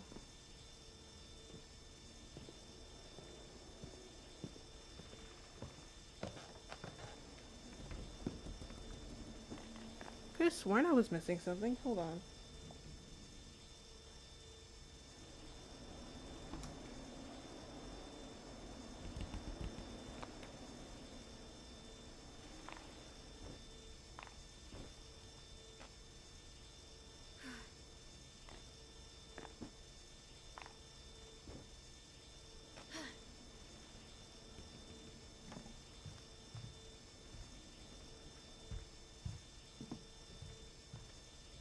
Yeah, My mom here we moved are. to India a week after graduation and got a job teaching English. Lewis was born a year later.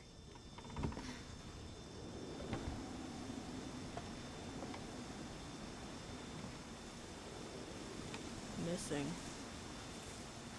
When my dad died, I don't think Mom knew where else to go.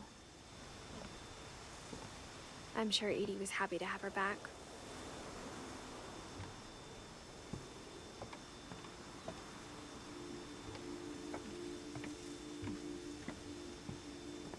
The house had to get a little bigger, but Edie was used to that.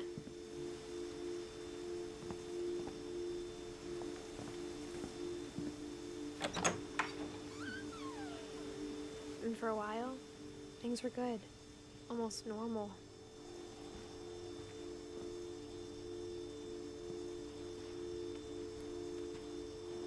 But it didn't last.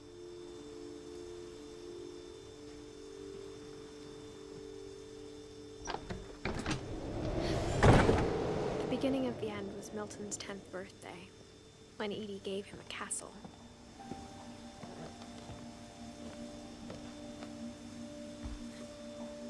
After Milton disappeared, the only thing he left behind was a room full of paintings.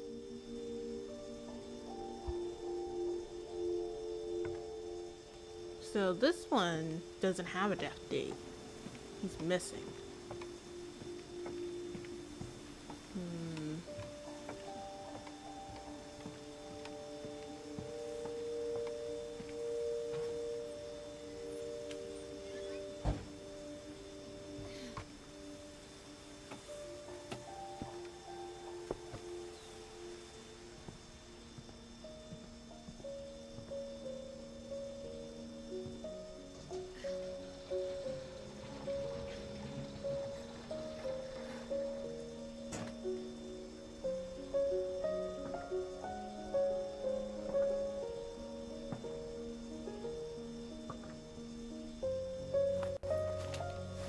Milton Finch in The Magic Paintbrush.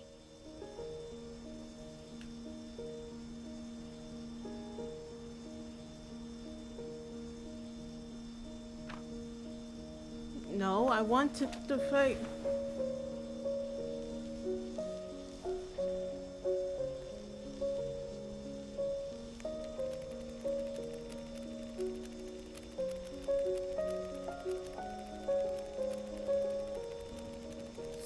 God, it's so loud. I'm sorry.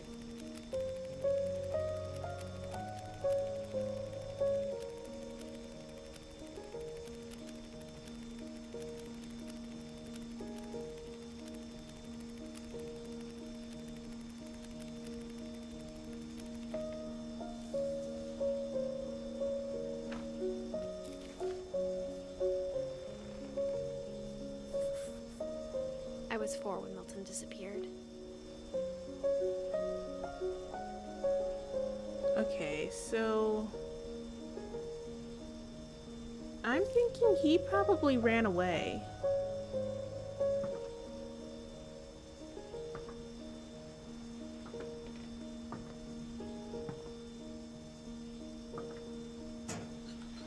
Mom spent months searching for my brother.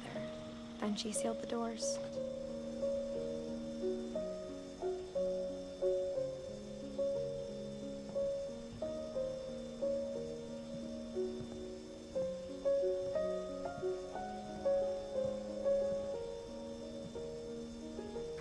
Whatever Milton had found in the house, Mom didn't want it getting out.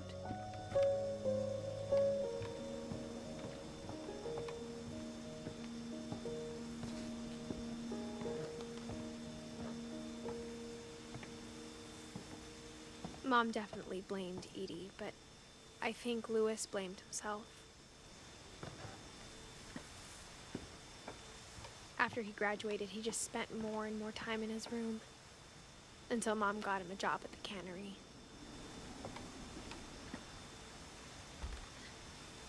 Everyone always told me to stay out of Lewis's room, except Lewis.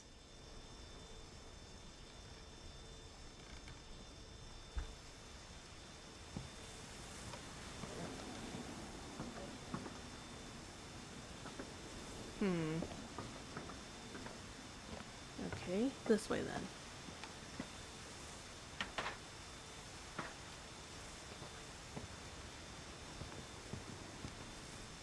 God, this is precarious as hell. I wouldn't trust this.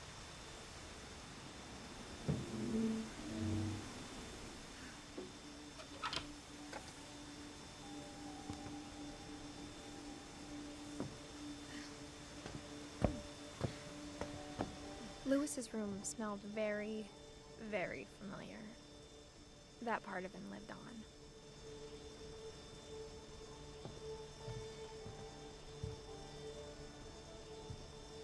Lewis and I spent a lot of time playing games together, but he was surprisingly bad at them. He died a lot.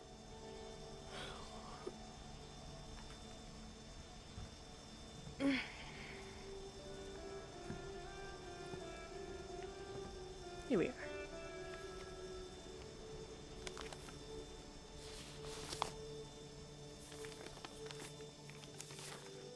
Dear Mrs. Finch, as Lewis's psychiatrist, I can understand your desire for an explanation. As I see it, the trouble began in January, shortly after we convinced your son to seek treatment for substance abuse. Newly sober, I believe Lewis first noticed the monotony of his daily life.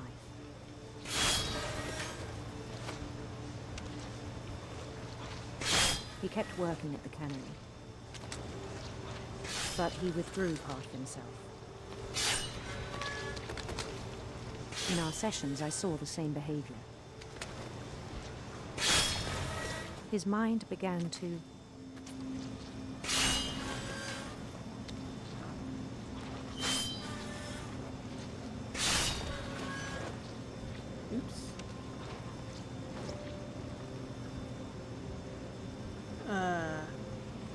wander. There we go.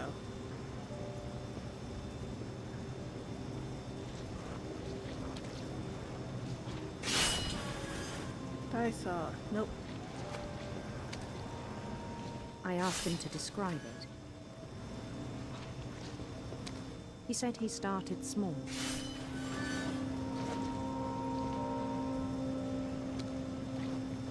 Imagining a labyrinth. He'd feel his way about. Then something moved. Bats. And toads.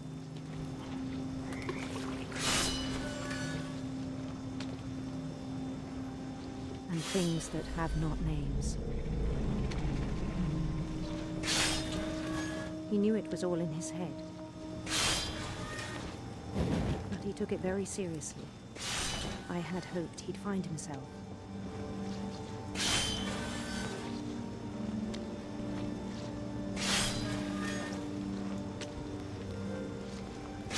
But he found something more.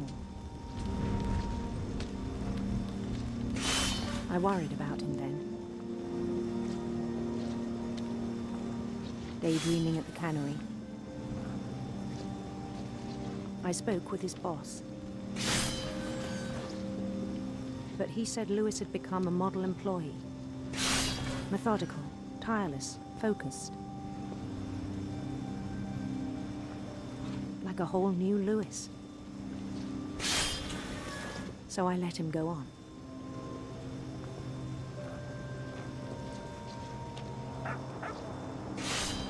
I even encouraged him. That's it seemed never very good. promising at first. He told me he'd made a new friend.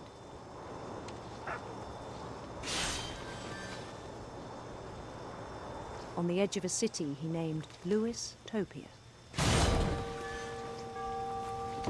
built the city up slowly, brick by brick. Then he made musicians.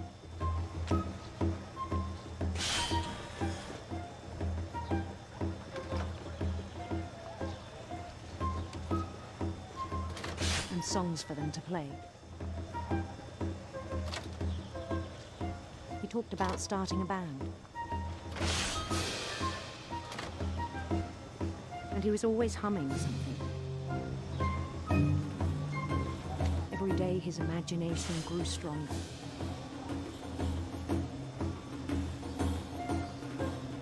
He no longer spoke at the cannery. But his chopping was as reliable as ever. Then one day it struck him that all the cheering crowds, even the stones under his feet, were all in his imagination, so he could do whatever he wished.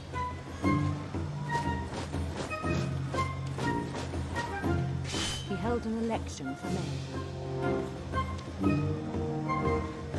and he won. They begged him to stay, but his mind was already wandering. It became a game for him.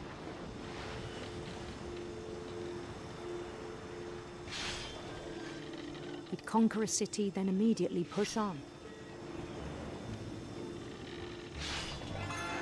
New Louisville.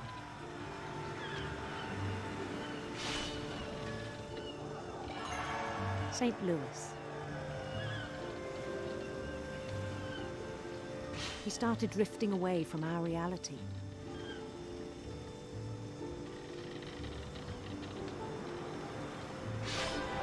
Minneapolis, until one day he forgot to go home from the cannery. Even as his mother pleaded with him, part of Louis kept sailing on.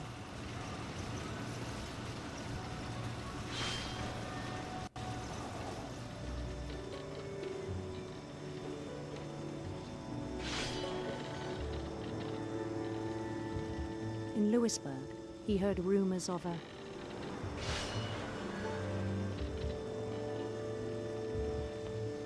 beautiful prince.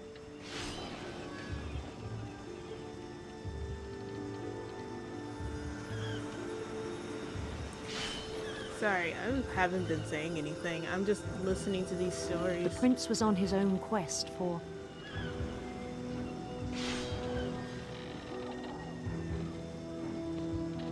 radiant rainbows.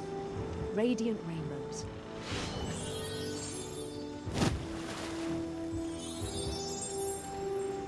I missed it.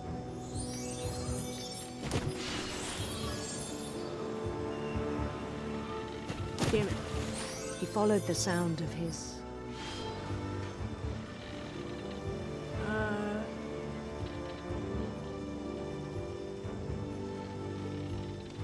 electric sitar.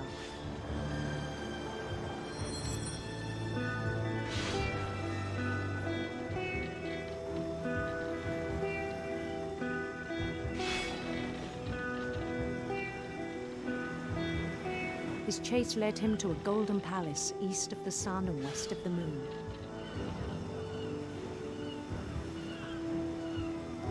Even then, his logic remained sound. He knew the world was all in his imagination.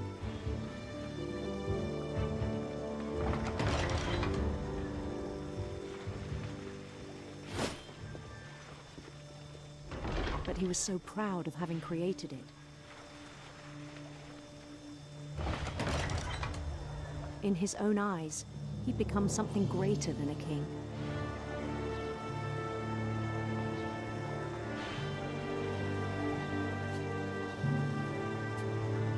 For someone who'd never known success in the real world, I think it was overwhelming. And then it struck him that the real Louis was not the one chopping salmon, but the one climbing the steps of a golden palace.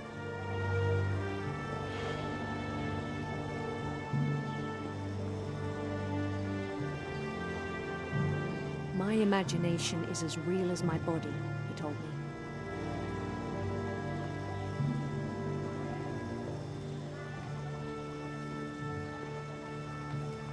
Sorry, I just wanted to see if It was there was hard to gonna be argue with him.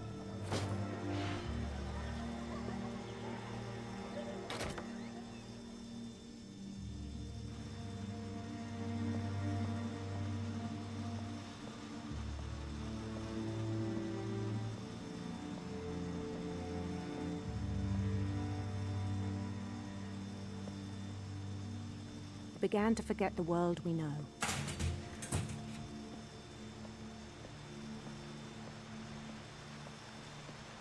I think it pained him to remember Lewis, the cannery worker.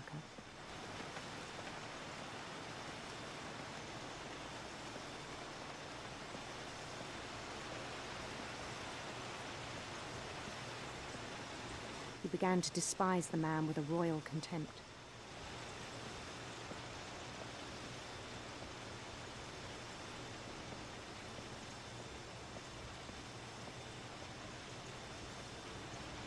I still thought I could save him. Even after he said he was being crowned king over all the lands of wonder.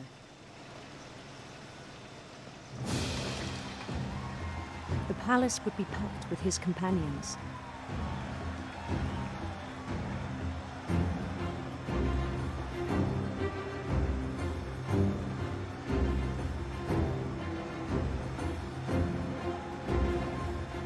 Including the wise Calico who'd insisted on advising me.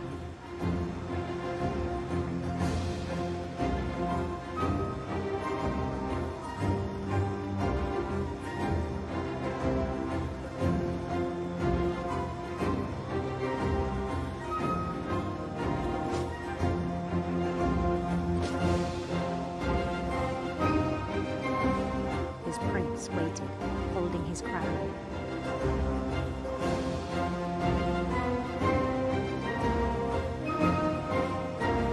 There was only one thing left to do.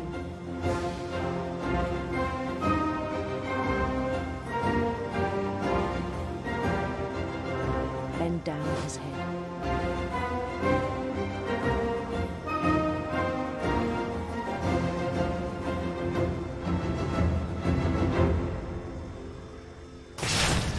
And the rest I think you know. Mrs. Finch, your son was a kind man who will be missed by all of us who knew him.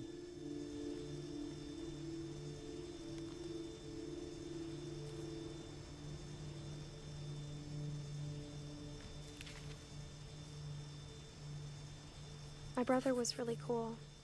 I wish you could have met him.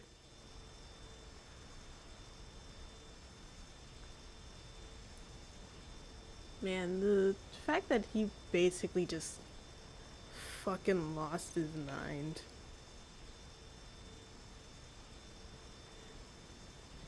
It's real sad.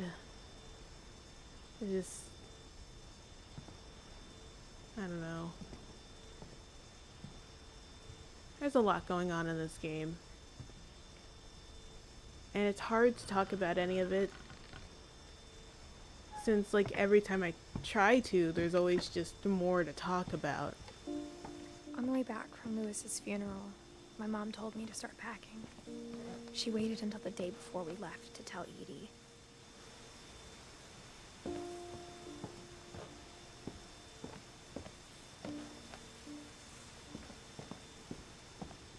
I'm not sure if she wanted to make it easier or harder.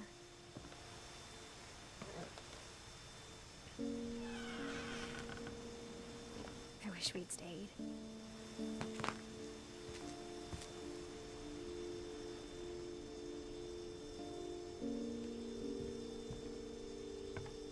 But I understand why we left.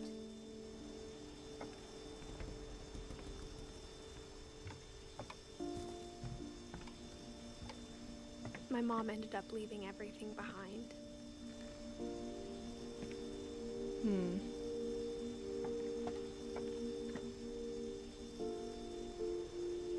To teach and to learn.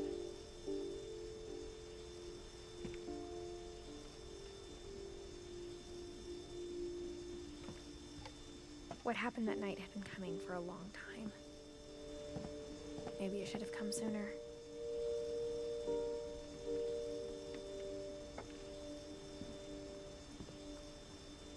But it had to end one way or another. that's left now is to tell you about that last night.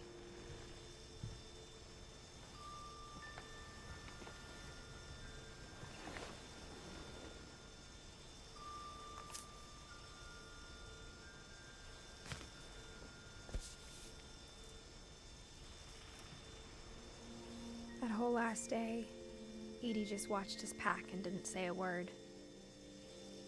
Until supper, when she raised her glass and said, "To our final night together, and all our final nights apart."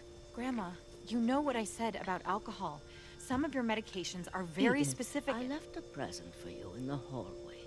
Why don't you go open it? The grown-ups have to argue now. I'm sorry, you're right. We're all leaving tomorrow. Let's just enjoy our last... I'm not leaving. Edith, you're excused.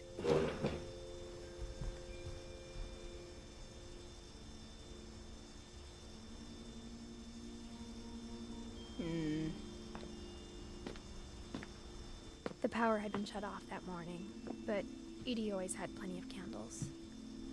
When my mom sealed the library, I don't think she knew about the other entrance.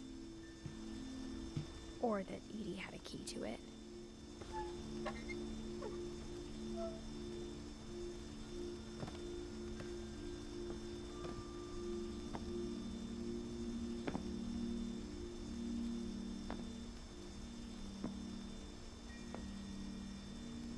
The thing you're afraid of isn't going to end when you leave the house.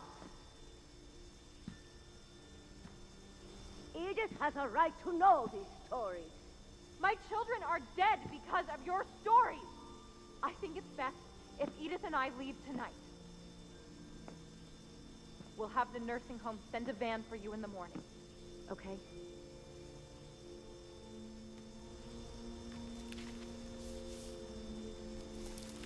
Dear Edith, there's so many stories I wish I could tell you, but there's only time for one. This is about what happened on the night you were born. That night, the tide went way, way out. It was the first and last time I ever saw the old house aground. There'd been an earthquake out in the middle of the ocean. They called it the lowest tide in 1,000 years. God, it smelled awful. No, I've seen that house every day of my life.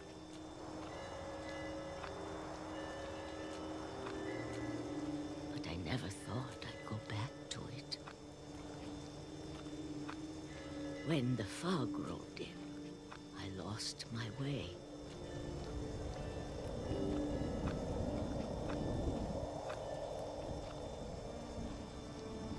I got turned around.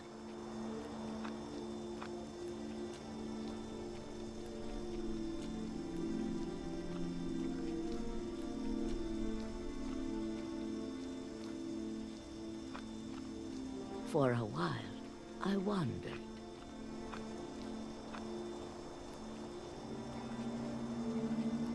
I started seeing things.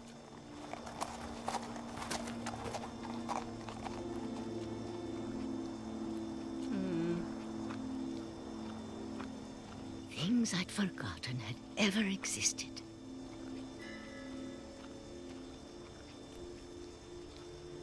But when I saw them, they felt like old friends. That night, a lot of things came back to me.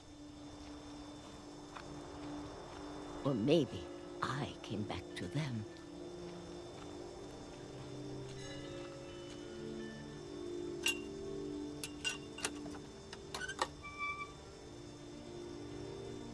Things I can't explain, but that I need you to try and... Edith, what are you doing in here? It's mine. Edith! Mom, you're gonna rip it! Let go! I kicked and screamed, but Mom dragged me to the car.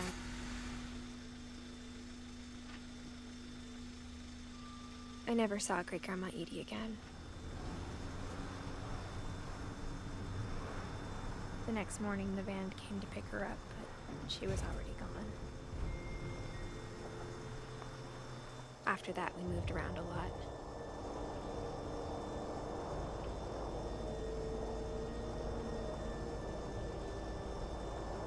We both tried to make the best of it.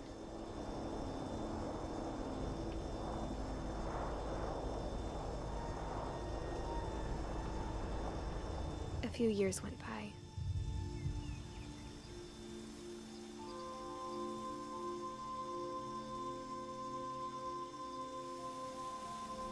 My mom didn't like to talk about it, but she started getting sick a lot.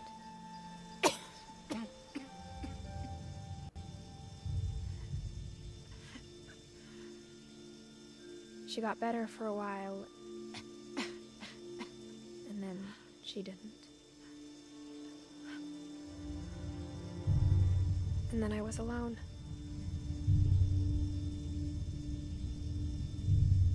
The last Finch left alive.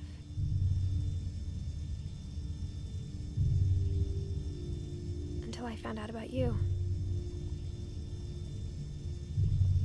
I'm still not sure what to tell you about all this. If we lived forever, maybe we'd have time to understand things. But as it is, I think the best we can do is try to open our eyes.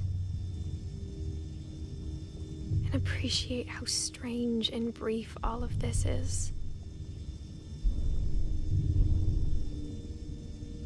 This journal was supposed to be for you. But now I hope you'll never see it. I just want to meet you and tell you all these stories myself. But I guess if you're reading this now, things didn't work out that way.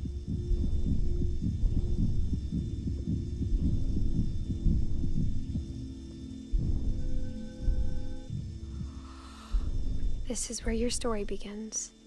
I'm sorry I won't be there to see it. It's a lot to ask, but I don't want you to be sad that I'm gone. I want you to be amazed that any of us ever had a chance to be here at all. Good luck.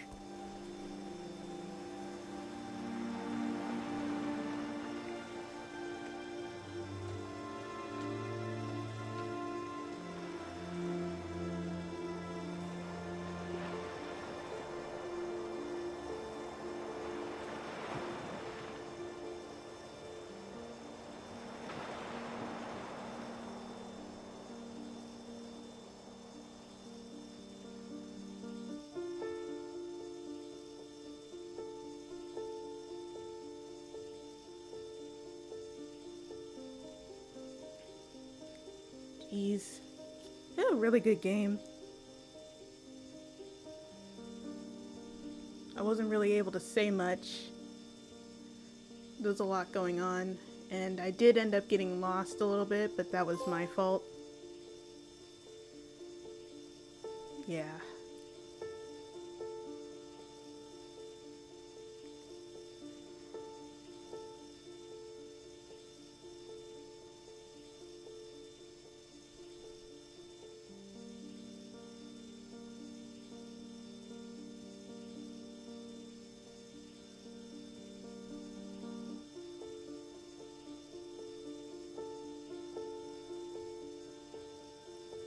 I'm just gonna let the credits play out.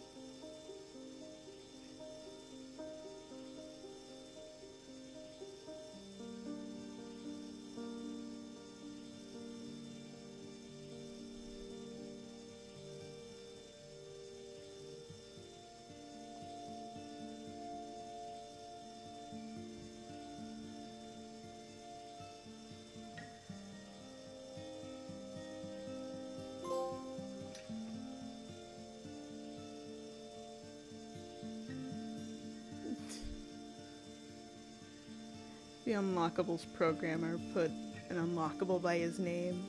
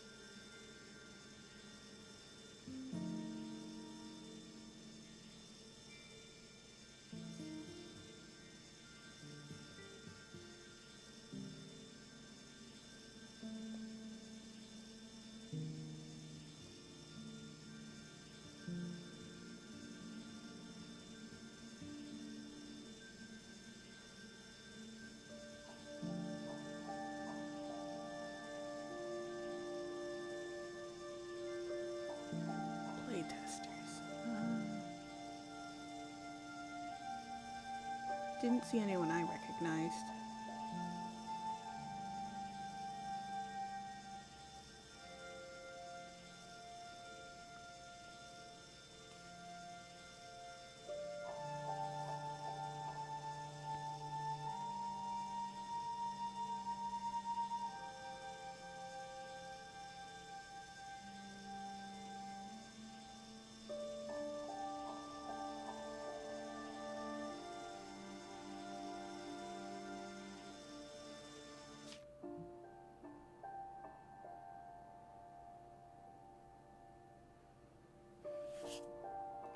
Hang on. The replay a story option is now available.